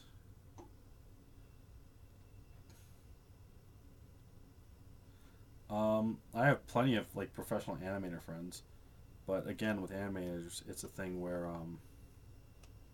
no one has time, and if you can't pay people, they're not going to have the time to do anything. And I wouldn't like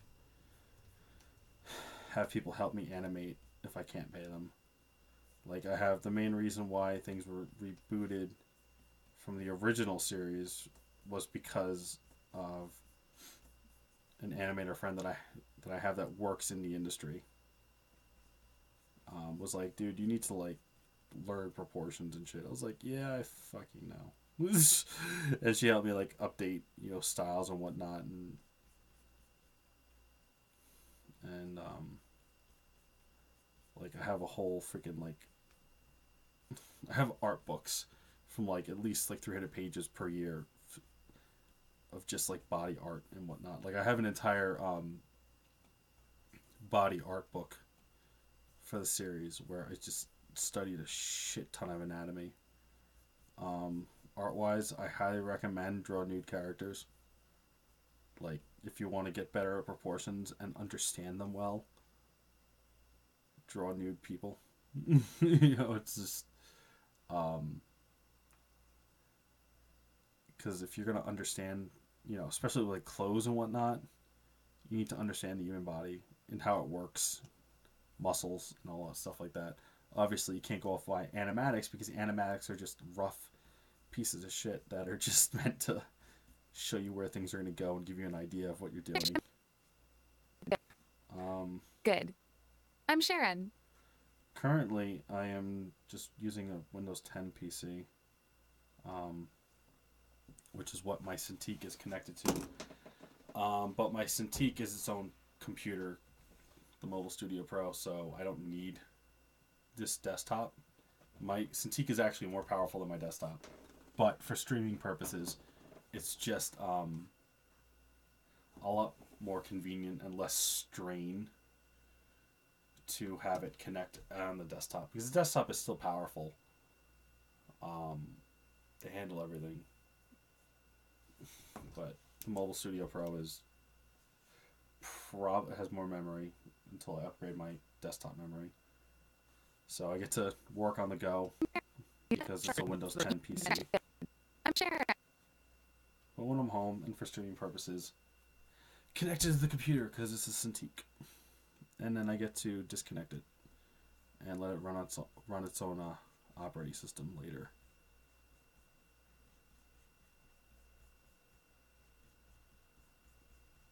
Especially if you're doing any animation or stuff like that, I highly recommend like display tablets, like draw on the screen stuff.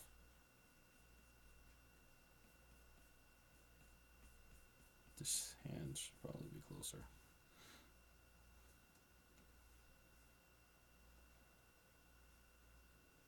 I'm gonna probably change like 80% of whatever I did tonight. Good. I'm Sharon. Okay, let's go.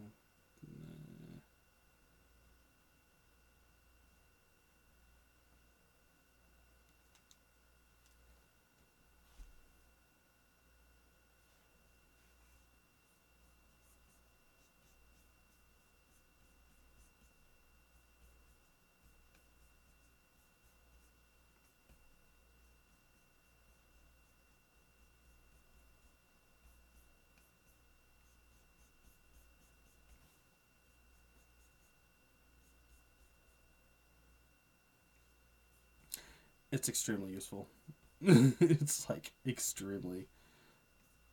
Like everyone's like, oh, I'm getting my 32-inch, Cintiq. I was like, yeah, well, that's cool.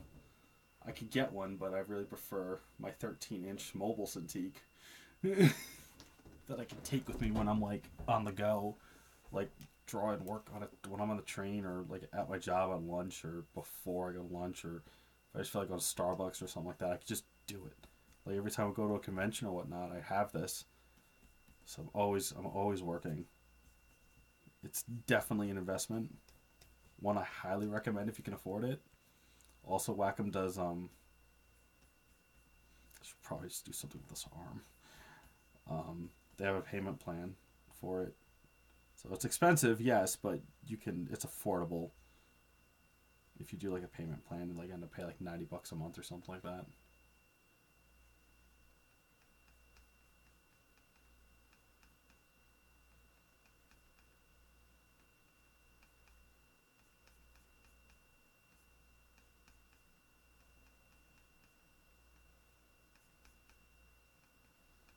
These proportions are like non-existent.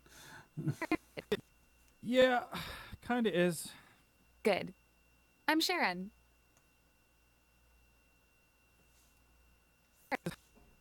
Yeah, kind of is. Good. I'm Sharon. Also, the joys of animatics is it doesn't matter if something doesn't look good, because I'm just gonna clean it later anyway. They're just motion references. Oh, in betweens.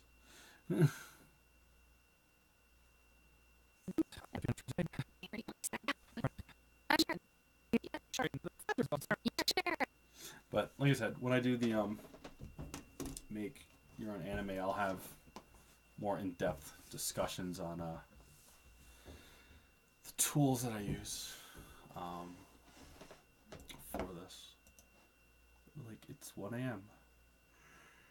Like, really. Excuse me. So that's probably a cue to call it and actually get some sleep. I appreciate you guys stopping and talking and chatting and interacting. It's fun. I like this. That's why I didn't like stream that much, was because I didn't get a lot of interaction. I was like, this feels weird, but it's awesome. I'll probably most likely stream tomorrow night and get more work done. So that'll happen. And I will post some videos soon. Like, I'm trying to get aiming to release a new story trailer for season 2 soonish. That's a little more action and actually discusses story stuff. You know, I had a very generic season 2 trailer last year, but I want to have an updated one. There's some cool stuff, cool scenes I want to have animated for it. So, trying to make progress, making progress. Yeah, animating digitally is. Like, I had a friend talking to me about wanting to animate traditionally. I was like, I don't recommend it. Like, draw it on paper, scan it. It's like, I give props to anyone that does that. But if you want to do web animation, and especially if you want to try and garner an audience, you really have to take into consideration how frequently you can post new content. And like, season 1 on average would take me like maybe 3 months to animate an episode, and then like another half a month for the sound design to get done. I think payment plans are recent, like as of last year. But yeah, if you're qualified for the credit, you can get a payment plan, which is highly useful. Because I have one on this one. I wasn't dropping like $3,000 at once. Screw that. And it helps your credit too. Helping your credit is always a good thing.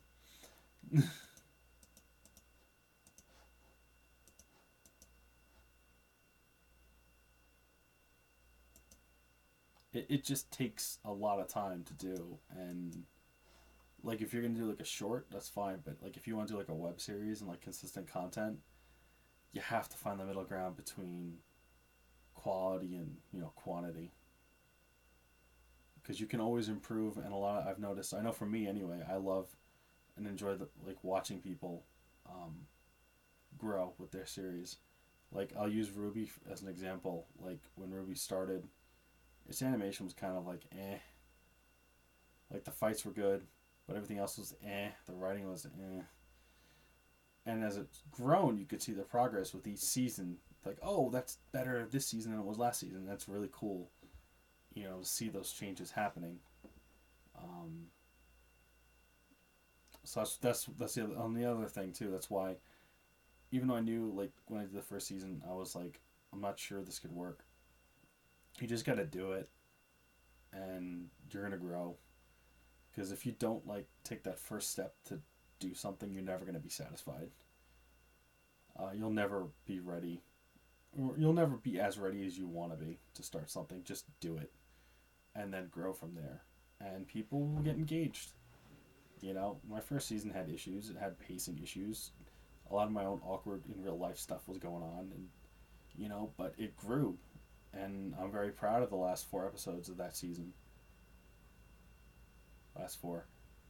Last 3 episodes. No, 4, because I'll include the volleyball one. The volleyball one was fun. That was a fun Haikyuu ripoff. I enjoyed that one a lot. I know Amanda Lee enjoyed that. Because that was fun. But yeah, just do things, and because then it's cool to look back and you can see where you've grown and where you've changed. So again, thanks guys for stopping by. It was fun. I'll do this tomorrow night. Yeah, and if you have questions, feel free to ask. You know, appreciate it. Comment. You know, I don't know. It's what it is. I've entered that zone of like awkward sleepiness. So, all right, guys, I will sign off. Thanks again, and hopefully see you guys like tomorrow night or something. Take care, guys. I need to be over here to shut it off.